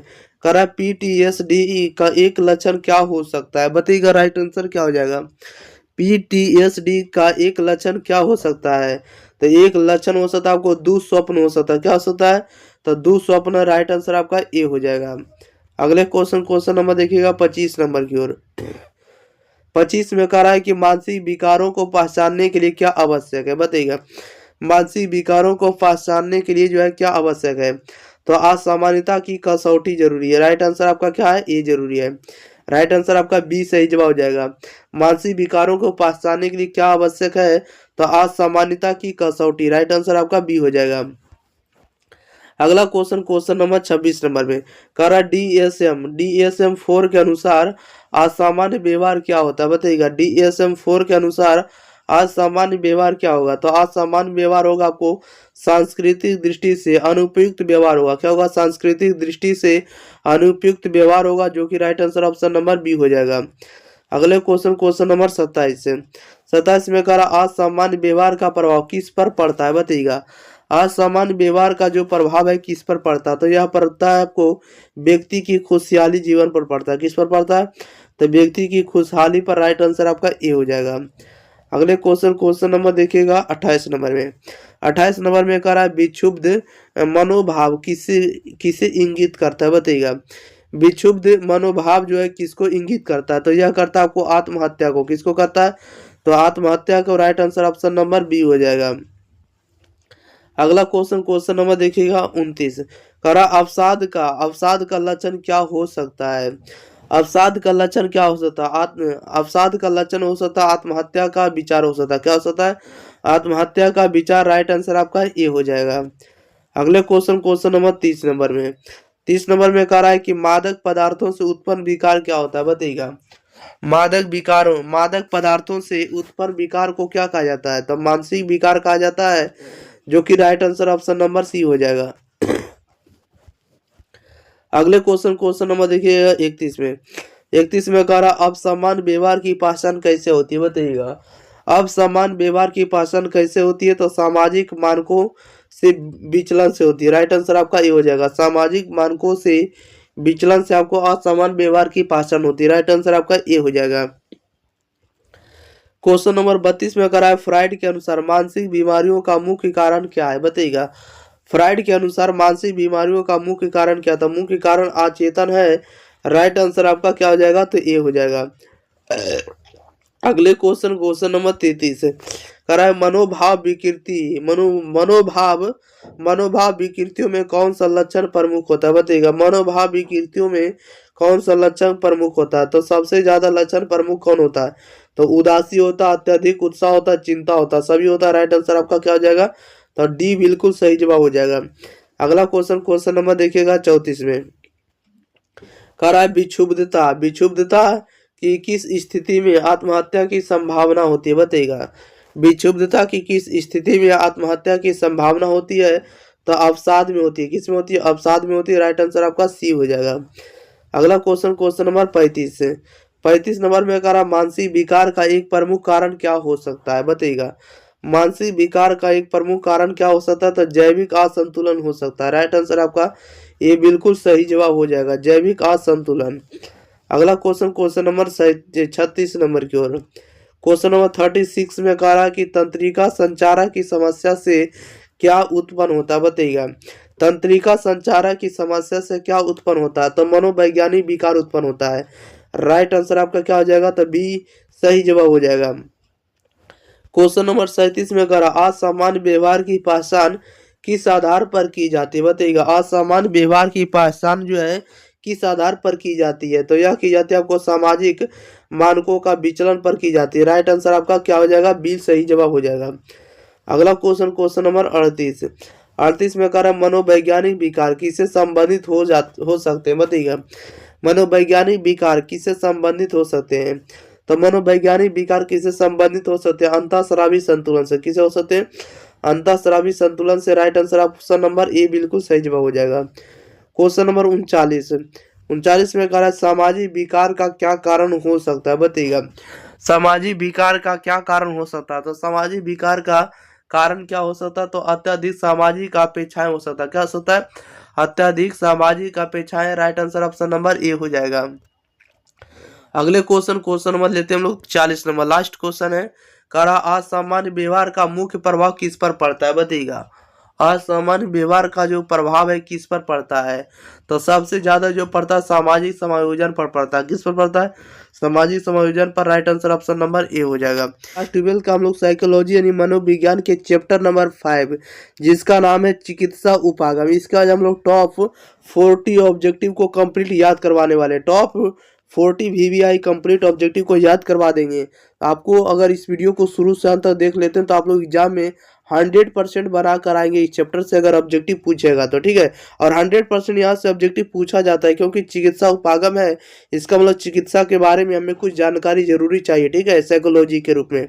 तो यहाँ से क्वेश्चन बनता ही बनता है, तो आप लोग शुरू से अंत तक बने रहिएगा और हम आपको शुरू से अंत तक याद करवा देंगे। 40 के 40 ऑब्जेक्टिव दिमाग में ठोक देंगे। चलिए तो हम लोग स्टार्ट करते हैं, ज़्यादा विलम्ब ना करेंगे। आप लोग शुरू से अंत तक बने रहिएगा और आप बताइएगा कि रमेश सर का कंटेंट एग्जाम प्री पर पढ़कर कैसा लग रहा है। और साथ ही साथ बता देते हैं कि आप लोग जो एग्जाम प्री पर आए हैं पढ़ने के लिए, तो इसका PDF भी आपको फ्री ऑफ कॉस्ट दिया जाता है। हम आपको इस सूचना दे देते हैं, टेलीग्राम चैनल पर जाइएगा, लिखिएगा एग्जाम प्री, तो वहाँ से इसका PDF आप लोग फ्री में डाउनलोड कर पाएंगे, प्रिंट आउट निकलवा सकते हैं, ठीक है। चलिए तो स्टार्ट करते हैं, ज़्यादा विलम्ब ना करेंगे। और इसका आंसर भी हम साथ ही साथ इंक्लूड कर दिए, ताकि आप लोग प्रिंट आउट जब निकलवाएं तो उसमें पढ़ने में किसी भी तरह का दिक्कत ना हो, ठीक है। चलिए क्वेश्चन नंबर 1 लेते हैं। क्वेश्चन नंबर 1 में कह रहा है चिकित्सा का क्या अर्थ है, तो चिकित्सा का अर्थ क्या होता है। आप लोग इस बात को जानते हुए कि चिकित्सा का अर्थ होता है रोगी की सहायता करना। रोगी की सहायता करना ही चिकित्सा का अर्थ होता है, ठीक है ना। यानी चिकित्सा का जो अर्थ होता है रोगी को मदद करना। Right answer option number C हो जाएगा। अगला क्वेश्चन लेते हैं। क्वेश्चन नंबर देखिएगा 2 नंबर में। 2 नंबर में कह रहा है कि मनोचिकित्सा का मुख्य उद्देश्य क्या है, तो मनोचिकित्सा का मुख्य उद्देश्य क्या होता है, तो मनोचिकित्सा का मुख्य उद्देश्य होता है कुसमायोजित व्यवहार के लक्षणों को कम करना। क्या करना है, तो कुसमायोजित व्यवहार के लक्षणों को कम करना, जो कि right answer option number B हो जाएगा। अगला क्वेश्चन क्वेश्चन नंबर देखिएगा थर्ड नंबर में कह रहा है मनोचिकित्सा किसे कहते हैं। मनोचिकित्सा किसे कहा जाता है, तो मनोचिकित्सा कहा जाता है आपको मानसिक विकारों का उपचार को मानसिक विकारों का उपचार को हम लोग मानसिक चिकित्सा कहते हैं या मनोचिकित्सा कहा जाता है, जो कि right answer option number B हो जाएगा। अगला क्वेश्चन नंबर देखिएगा 4 में कह रहा है मनोचिकित्सा में रोगी और चिकित्सा के बीच कैसा संबंध होता है, बताइएगा। मनोचिकित्सा में रोगी और चिकित्सा के बीच कैसा संबंध होता है, तो right answer option number B हो जाएगा, व्यवसायिक और मैत्रीपूर्ण होता है। क्या होता है, व्यवसायिक और मैत्रीपूर्ण होता है, जो कि right answer option number B हो जाएगा। अगला क्वेश्चन नंबर 5 में कह रहा है मनोचिकित्सा के कितने चरण होते हैं, बताइएगा। मनोचिकित्सा के कितने चरण होते हैं, तो मनोचिकित्सा के टोटल कितने चरण होते हैं, तो मनोचिकित्सा के टोटल 3 चरण होते हैं। कितने होते हैं, 3 चरण होते हैं। राइट आंसर ऑप्शन नंबर इसका सी बिल्कुल सही जवाब हो जाएगा। क्वेश्चन नंबर लेते हैं हम लोग 6 नंबर की ओर। 6 नंबर में देखिए क्या कह रहा है कि चिकित्सात्मक समझौता क्या है, बताइएगा। तो चिकित्सात्मक समझौता क्या होता है, तो चिकित्सात्मक समझौता का अर्थ होता है पारस्परिक समझ और आभार होता है। क्या होता है, पारस्परिक समझ और आभार होता है, जो कि right answer option number B हो जाएगा। अगले क्वेश्चन नंबर देखिएगा 7 में कह रहा है कि जैव औषधीय चिकित्सा के प्रकार कौन से, बताइएगा। कह रहा है जैव औषधीय चिकित्सा के प्रकार कौन से हैं, तो राइट आंसर ऑप्शन नंबर ये हो जाएगा। क्या हो जाएगा, तो ये हो जाएगा इंसुलिन कोमा औषधि चिकित्सा और मनोशल्य क्रिया होगा। क्या होगा, मनोशल्य क्रिया। कह रहा है कि जैव औषधीय चिकित्सा के प्रकार कौन कौन से हैं, तो इंसुलिन कोमा होगा, औषधि चिकित्सा होगा, मनोशल्य क्रिया होगा, ये सभी होगा। Right answer option number A हो जाएगा। क्वेश्चन नंबर 8 में कह रहा है मनोगत्यात्मक चिकित्सा का आधारभूत सिद्धांत किस पर आधारित है, बताइएगा। मनोगत्यात्मक चिकित्सा का आधारभूत सिद्धांत किस पर आधारित होता है, तो यह होता है मनोविश्लेषणात्मक सिद्धांत पर होता है। किस पर होता है, तो मनोविश्लेषणात्मक सिद्धांत पर। राइट आंसर ऑप्शन नंबर इसका बी हो जाएगा। अगला क्वेश्चन नंबर देखिएगा 9 में कह रहा है कि मुक्त साहचर्य क्या, बताइएगा। मुक्त साहचर्य क्या होता है, तो मुक्त साहचर्य का अर्थ होता है रोगी द्वारा अपने विचारों को स्वतंत्रता से प्रकट करना। क्या करना, रोगी द्वारा अपने विचारों को स्वतंत्रता से प्रकट करना ही मुक्त साहचर्य कहलाता है, जो कि right answer option number B हो जाएगा। क्वेश्चन नंबर देखिएगा 10 में कह रहा है कि बायो फीडबैक क्या है, बताइएगा। बायो फीडबैक का अर्थ क्या होता है, तो बायो फीडबैक का अर्थ होता है शारीरिक क्रियाओं को मॉनिटर करने का प्रशिक्षण होता है। क्या होगा, तो शारीरिक क्रियाओं को मॉनिटर करने का प्रशिक्षण, जो कि right answer option number A हो जाएगा। क्या हो जाएगा, ए हो जाएगा। अगला क्वेश्चन नंबर देखिएगा 11 नंबर में कह रहा RET का पूरा नाम क्या, बताइएगा। RET का पूरा नाम क्या होता है, तो RET का पूरा नाम होता है, क्या होता है, तो रेशनल इमोटिव थेरेपी होता है। क्या होता है, तो रेशनल इमोटिव थेरेपी होता है, जो कि right answer option number A हो जाएगा। अगला नंबर लेते हैं क्वेश्चन नंबर 12 में कह रहा अष्टांग मार्ग जो है किससे संबंधित होता है, बताइएगा। अष्टांग मार्ग किससे संबंधित है, अष्टांग मार्ग जो होता है योग से संबंधित होता है। Right answer option number B हो जाएगा, योग से संबंधित होता है अष्टांग मार्ग।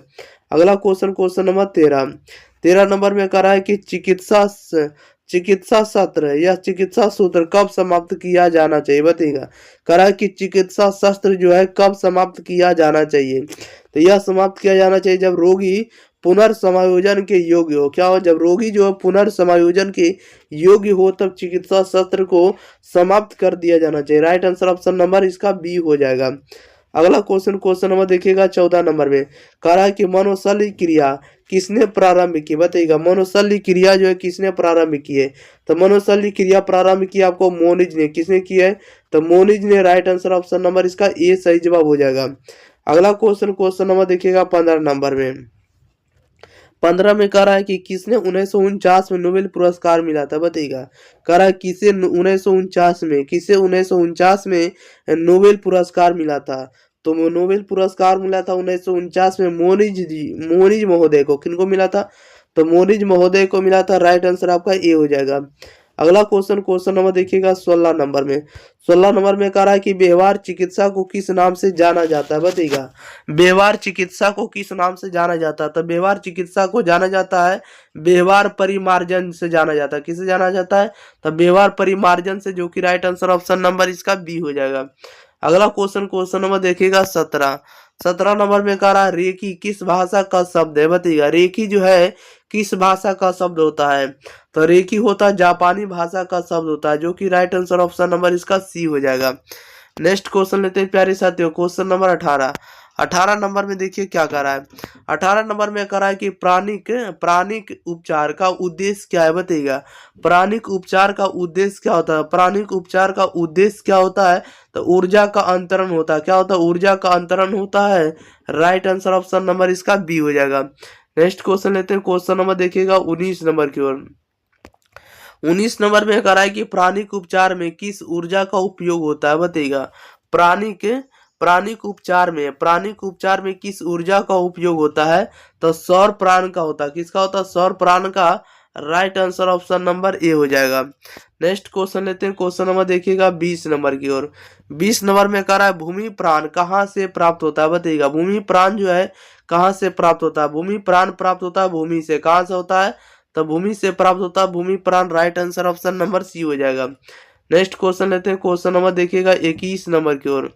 21 नंबर में कह रहा है मनोचिकित्सा की एक सीमा क्या है, बताइएगा। मनोचिकित्सा की एक सीमा क्या होता है, तो एक सीमा इसका यही होता है कि इसका अधिक खर्च होना। इसका अधिक खर्च होना। Right answer option number A हो जाएगा। इसका अधिक खर्च होना मनोचिकित्सा का ही एक लिमिटेशन है। राइट आंसर ए हो जाएगा। अगला क्वेश्चन, क्वेश्चन नंबर देखिएगा 22 नंबर की ओर। 22 नंबर में कह रहा है किन विकारों के लिए औषधि चिकित्सा का उपयोग किया गया, बताइएगा। किन विकारों के लिए औषधि चिकित्सा का उपयोग किया गया है, तो राइट आंसर आपका ये हो जाएगा। मनोविद्लता, उन्माद और अवसाद का होगा। मनोविद्लता, उन्माद और विषाद का। राइट आंसर ऑप्शन नंबर इसका ए हो जाएगा। अगले क्वेश्चन, क्वेश्चन नंबर देखिएगा 23 नंबर की ओर।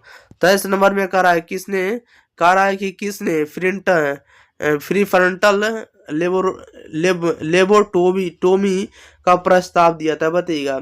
इसका राइट आंसर बताइएगा क्या हो जाएगा। कह रहा है किसने फ्रंटल लेबोटोमी का प्रस्ताव दिया था, तो मोनिज ने दिया था। किसने दिया था, मोनिज महोदय ने। राइट आंसर ए हो जाएगा। क्वेश्चन नंबर देखिएगा 24 में कह रहा है योग किस विचारधारा से संबंधित है, बताइएगा। योग जो है किस विचारधारा से संबंधित होता है, तो योग जो होता है भारतीय विचारधारा से संबंधित है, जो कि right answer option number B हो जाएगा। अगला क्वेश्चन लेते हैं प्यारे साथियों, क्वेश्चन नंबर देखिएगा 25 नंबर की ओर।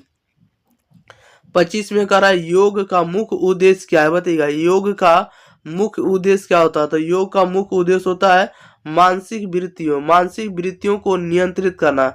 मानसिक वृत्तियों को क्या करना, कंट्रोल करना। यही आपको योग का मुख्य उद्देश्य है। राइट आंसर आपका ए हो जाएगा। अगला क्वेश्चन, क्वेश्चन नंबर देखिएगा 26 नंबर की ओर। 26 नंबर में कह रहा है योग का क्या अर्थ है, बताइएगा। योग का क्या अर्थ होता है, तो योग का अर्थ होता है मानसिक और शारीरिक वृत्तियों को नियंत्रित करना। मानसिक और शारीरिक वृत्तियों को नियंत्रित करना, कंट्रोल करना। योग का क्या होता है, तो अर्थ होता है। राइट आंसर आपका सी हो जाएगा। अगला क्वेश्चन, क्वेश्चन नंबर 27 में कह रहा है कि बायो फीडबैक में कितनी अवस्थाएं होती है, बताइएगा। बायो फीडबैक में कितनी अवस्थाएं होती है, बायो फीडबैक में कितनी अवस्थाएं होती है, तो 3 अवस्थाएं होती है। राइट आंसर ऑप्शन नंबर इसका बी हो जाएगा। नेक्स्ट क्वेश्चन लेते हैं, क्वेश्चन नंबर देखिएगा 28 नंबर की ओर। 28 नंबर में क्या करा है, करा है किस विधि का उपयोग औषधि चिकित्सा के पूरक के रूप में किया जाता है, बताइएगा। किस विधि का उपयोग औषधि चिकित्सा के पूरक के रूप में किया जाता है, तो प्राणिक उपचार का किया जाता है। किसका किया था, प्राणिक उपचार का। Right answer option number B हो जाएगा। अगले क्वेश्चन, क्वेश्चन नंबर देखिएगा आप लोग 29 नंबर की ओर। 29 में करा है कि सौर प्राण का स्रोत क्या है, सौर प्राण का स्रोत क्या होगा, तो सौर प्राण का स्रोत होगा सूरज की रोशनी होगा। क्या होगा, सूरज की रोशनी। राइट आंसर आपका ए हो जाएगा। अगले क्वेश्चन, क्वेश्चन नंबर देखिएगा 30 नंबर में। 30 नंबर में कह रहा है योग के किस मार्ग में ध्यान शामिल है, बताइएगा। योग के किस मार्ग में ध्यान शामिल है, तो राइट आंसर आपका डी हो जाएगा। योग के किस मार्ग में ध्यान शामिल है, तो ध्यान होगा। राइट आंसर ऑप्शन नंबर इसका डी बिल्कुल सही जवाब हो जाएगा। अगले नंबर लेते हैं, क्वेश्चन नंबर देखिएगा 31 नंबर की ओर। 31 नंबर में देखिए क्या कह रहा है। 31 नंबर में कह रहा है कि मानसिक विकारों के इलाज के लिए किस चिकित्सा का उपयोग होता है, बताइएगा। मानसिक विकारों के इलाज के लिए किस चिकित्सा का उपयोग होता है? तो औषधि चिकित्सा का उपयोग होता है। Right answer option number B हो जाएगा। मानसिक विकारों के इलाज के लिए किस चिकित्सा का उपयोग होता है? औषधि चिकित्सा का होता है। राइट आंसर आपका बी हो जाएगा। अगला क्वेश्चन लेते हैं। क्वेश्चन नंबर देखिएगा 32 नंबर में। 32 में कह रहा है कि प्राणिक उपचार में ऊर्जा का अंतरण किसके माध्यम से होता है? बताइएगा। कह रहा है प्राणिक उपचार में ऊर्जा का अंतरण जो है किसके माध्यम से होता है? तो हाथ फेरने से होगा। राइट आंसर आपका ए हो जाएगा। अगला क्वेश्चन लेते हैं। क्वेश्चन नंबर देखिएगा 33 नंबर में। 33 नंबर में कह रहा है कि प्राणिक उपचार में शरीर के किस भाग में ऊर्जा प्रवाहित की जाती है? बताइएगा। प्राणिक उपचार में शरीर के किस भाग में ऊर्जा प्रवाहित की जाती है? तो ऊर्जा प्रवाहित की जाती है आपको ऊर्जा शरीर में। राइट आंसर आपका क्या हो जाएगा? तो बी हो जाएगा। अगले क्वेश्चन लेते हैं। क्वेश्चन नंबर देखिएगा 34 नंबर की ओर। 34 नंबर में कह रहा है कि सौर प्राण का प्रभाव क्या? बताइएगा। सौर प्राण का प्रभाव क्या होता है? सौर प्राण का जो प्रभाव होता है क्या होता है? तो सौर प्राण का जो प्रभाव होता है शरीर को अनुप्राणित करना। क्या करना? तो शरीर को अनुप्राणित करना। राइट आंसर आपका ए हो जाएगा। अगले क्वेश्चन नंबर देखिएगा आप लोग सीधे 35 नंबर में। कह रहा है योग का अंतिम लक्ष्य क्या होता है? बताइएगा। योग का अंतिम लक्ष्य क्या होता है? तो योग का अंतिम लक्ष्य होता है मानसिक वृत्तियों को नियंत्रित करना। मानसिक वृत्तियों को नियंत्रित करना योग का अंतिम लक्ष्य होता है। Right answer option number A हो जाएगा। अगले क्वेश्चन लेते हैं। क्वेश्चन नंबर देखिएगा 36 नंबर की ओर। 36 नंबर में कह रहा है मनोचिकित्सा का एक उद्देश्य क्या है? बताइएगा। मनोचिकित्सा का एक उद्देश्य क्या होता है? तो मनोचिकित्सा का एक उद्देश्य होता है सकारात्मक उन्नति के लिए आंतरिक क्षमताओं को प्रकट करना। क्या करना है? सकारात्मक उन्नति के लिए आंतरिक क्षमताओं को प्रकट करना ही मनोविकृति का एक उद्देश्य होता है। अगला क्वेश्चन नंबर देखिएगा 37 नंबर में। कह रहा है कि प्राणिक उपचार में किस प्रकार की ऊर्जा का उपयोग होता है? बताइएगा। प्राणिक उपचार में किस प्रकार की ऊर्जा का उपयोग होता है? तो सूक्ष्म ऊर्जा का उपयोग होता है। Right answer option number A हो जाएगा। प्राणिक उपचार में किस प्रकार की ऊर्जा का उपयोग होता है? तो सूक्ष्म ऊर्जा का उपयोग किया जाता है। अगला क्वेश्चन नंबर देखिएगा 38 में। कह रहा है कि मनोगत्यात्मक चिकित्सा किस पर आधारित है? बताइएगा। मनोगत्यात्मक चिकित्सा जो है किस पर आधारित होता है? तो फ्राइड के सिद्धांत पर आधारित होता है।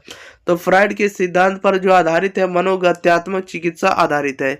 राइट आंसर आपका ए हो जाएगा। क्वेश्चन नंबर देखिएगा 39। कह रहा है कि बायो फीडबैक किसके लिए उपयोग किया जाता है? बताइएगा। बायो फीडबैक जो है किसके लिए उपयोग किया जाता है? तो बायो फीडबैक उपयोग किया जाता है शरीर की क्रियाओं को मॉनिटर करने के लिए। शरीर की क्रियाओं को मॉनिटर करने के लिए बायो फीडबैक का उपयोग किया जाता है। Right answer option number A हो जाएगा। अगला क्वेश्चन नंबर 40 लास्ट क्वेश्चन है। कह रहा है कि प्राणिक उपचार में किसका अंतरण होता है? बताइएगा। प्राणिक उपचार में किसका अंतरण होता है? तो सूक्ष्म ऊर्जा का अंतरण होता है। राइट आंसर आपका ए हो जाएगा। प्राणिक उपचार में किसका अंतरण होता है? तो सूक्ष्म ऊर्जा का होता है। राइट आंसर आपका ए हो जाएगा। साइकोलॉजी के चैप्टर नंबर 6 लास्ट चैप्टर है जिसका नाम है अभिवृत्ति एवं सामाजिक संज्ञान। क्या है?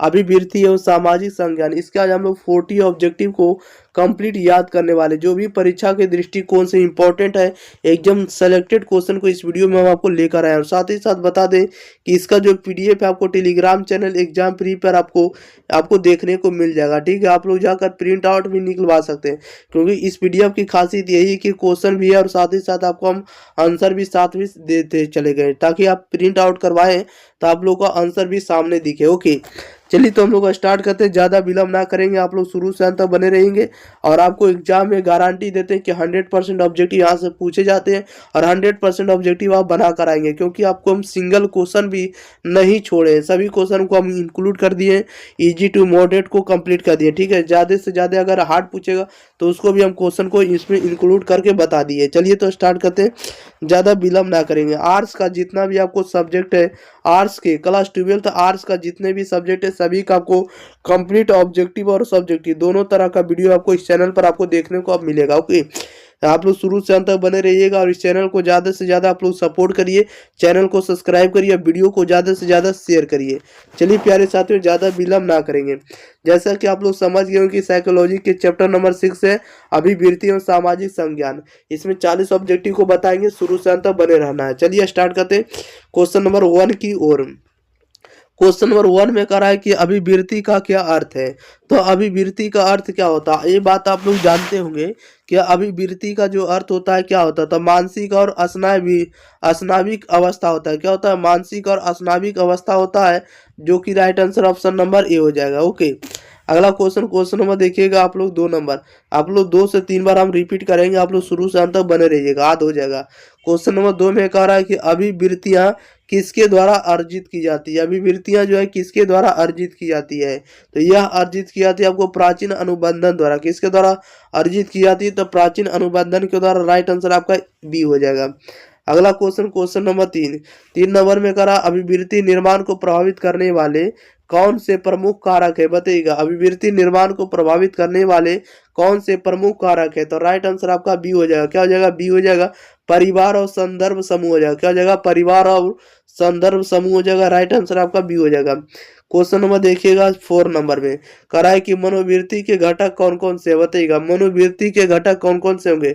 तो मनोवृत्ति के जो घटक होंगे कौन कौन होंगे, भावात्मक होंगे, व्यवहारात्मक होंगे, संज्ञानात्मक होंगे। भावात्मक, व्यवहारात्मक, संज्ञानात्मक, ये सभी होंगे। राइट आंसर ऑप्शन नंबर इसका बी सही जवाब हो जाएगा। अगला क्वेश्चन नंबर 5 नंबर में कह रहा है कि मनोवृत्ति मापन में किस विधि का उपयोग होता है, बताइएगा। मनोवृत्ति मापन में किस विधि का उपयोग होता है। तो मनोवृत्ति सर्वेक्षण का होता है। राइट आंसर आपका ये हो जाएगा। मनोवृत्ति मापन में किसका उपयोग किया जाता है, तो मनोवृत्ति सर्वेक्षण का होता है। राइट आंसर आपका ये सही जवाब हो जाएगा।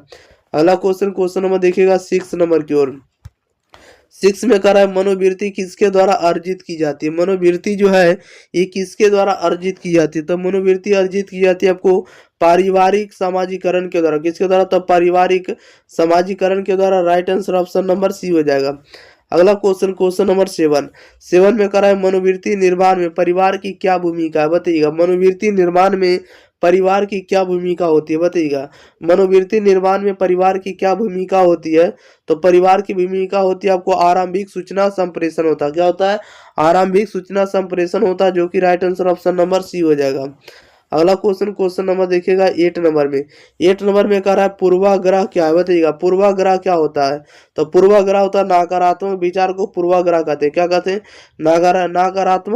नकारात्मक जो विचार होता है, निगेटिव थिंकिंग जो होता है, उसी को हम लोग पूर्वाग्रह कहते हैं।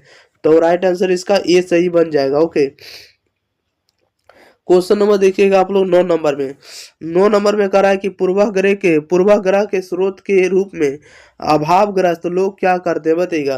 पूर्वाग्रह के स्रोत के रूप में अभावग्रस्त लोग क्या करते हैं। तो ये क्या करते हैं लोग, तो अपनी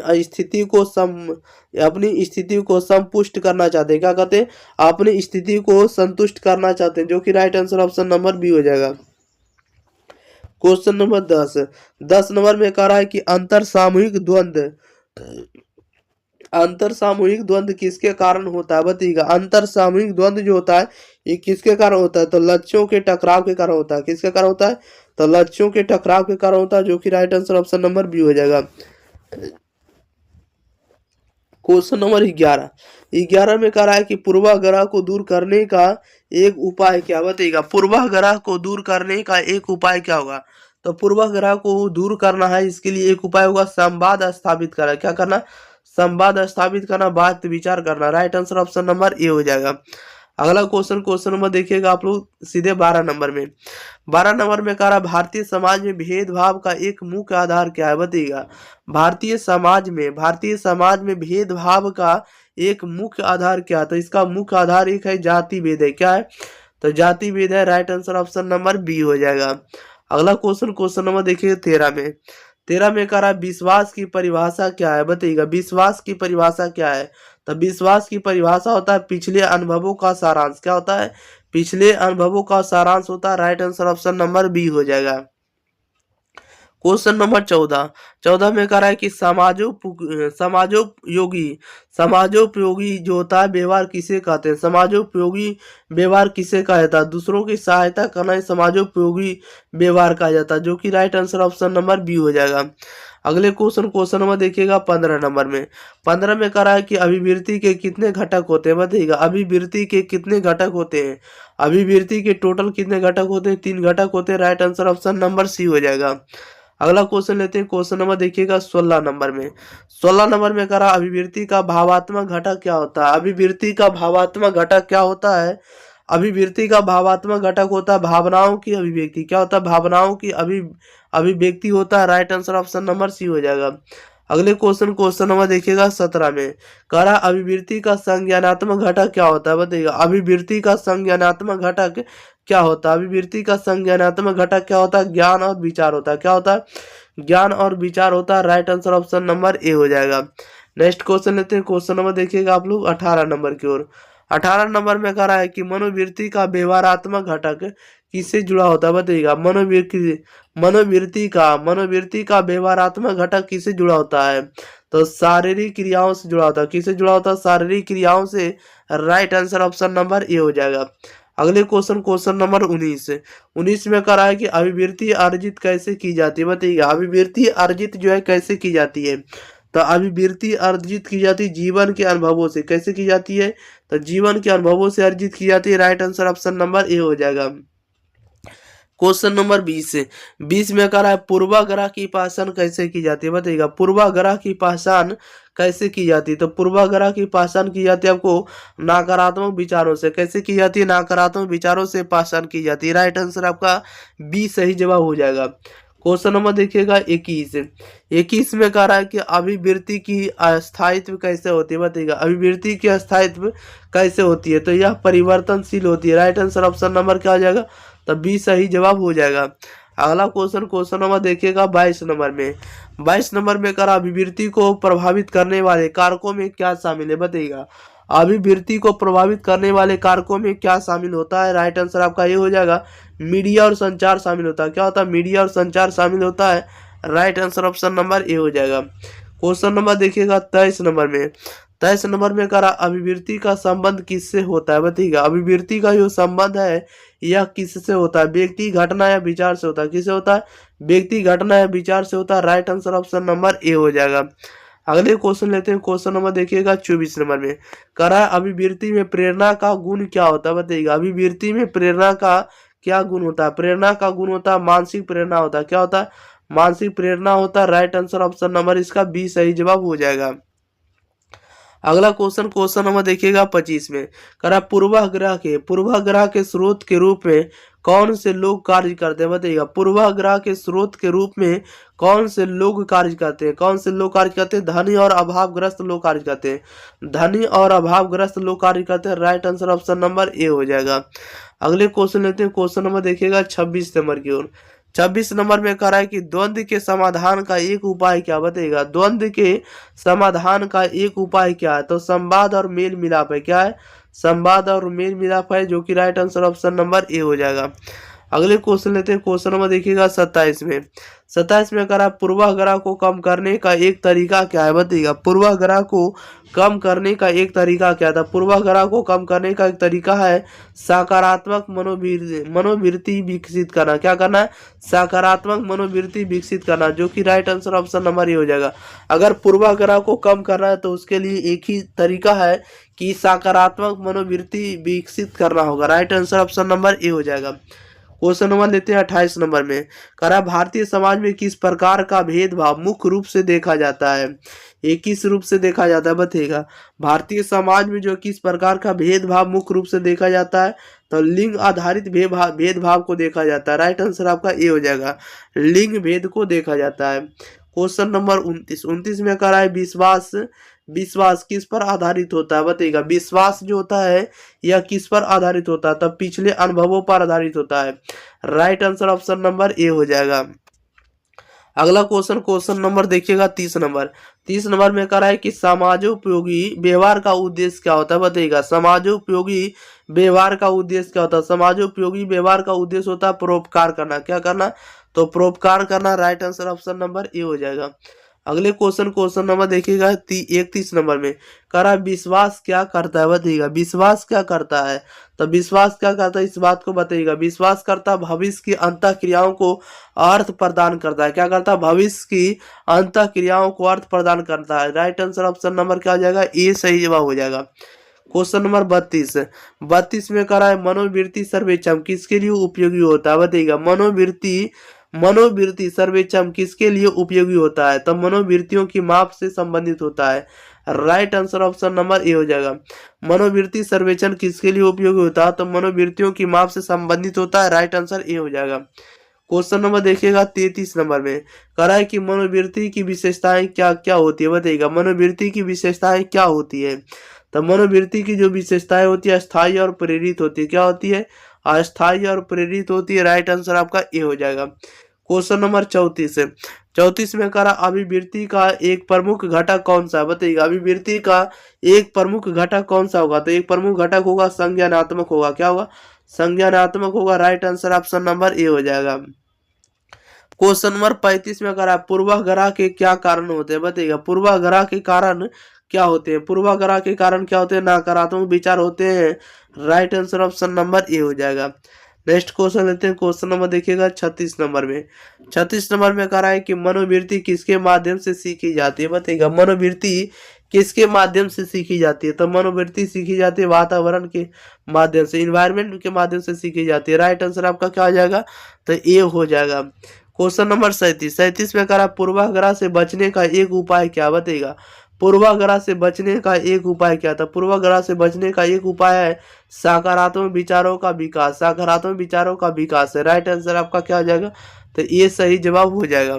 अगला क्वेश्चन नंबर 38 में कह रहा है कि द्वंद्व का एक समाधान क्या हो सकता है, द्वंद्व का एक समाधान क्या हो सकता है, तो द्वंद्व का एक समाधान हो सकता है प्रमाण का सहारा लेना। क्या लेना, प्रमाण का सहारा लेना।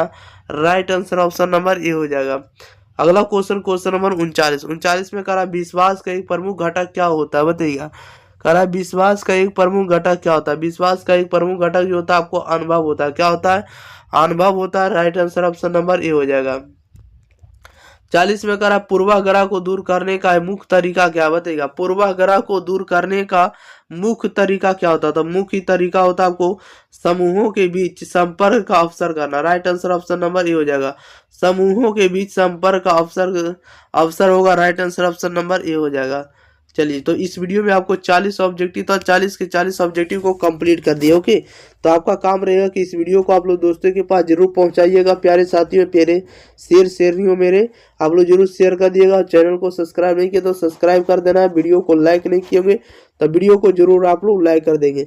और इसका पीडीएफ आपको यहाँ पर आपको टेलीग्राम चैनल एग्जाम फ्री पर आपको फ्री ऑफ कॉस्ट दिया जा रहा है, इसलिए आप लोग जाकर जरूर वहां से डाउनलोड कर सकते हैं। और आप लोग शुरू से अंत तक सभी पढ़ते चलिए, ठीक है रे। क्लास 12 का आर्ट्स का जितने भी सब्जेक्ट है सभी का आपको हम ऑब्जेक्टिव और सब्जेक्टिव आपको हम किताब का आपको टू द पॉइंट आपको हम देंगे। ओके, तो चलिए, तो मिलते हैं हम लोग इसी के साथ। तब तक लिए thank you for watching this video. धन्यवाद।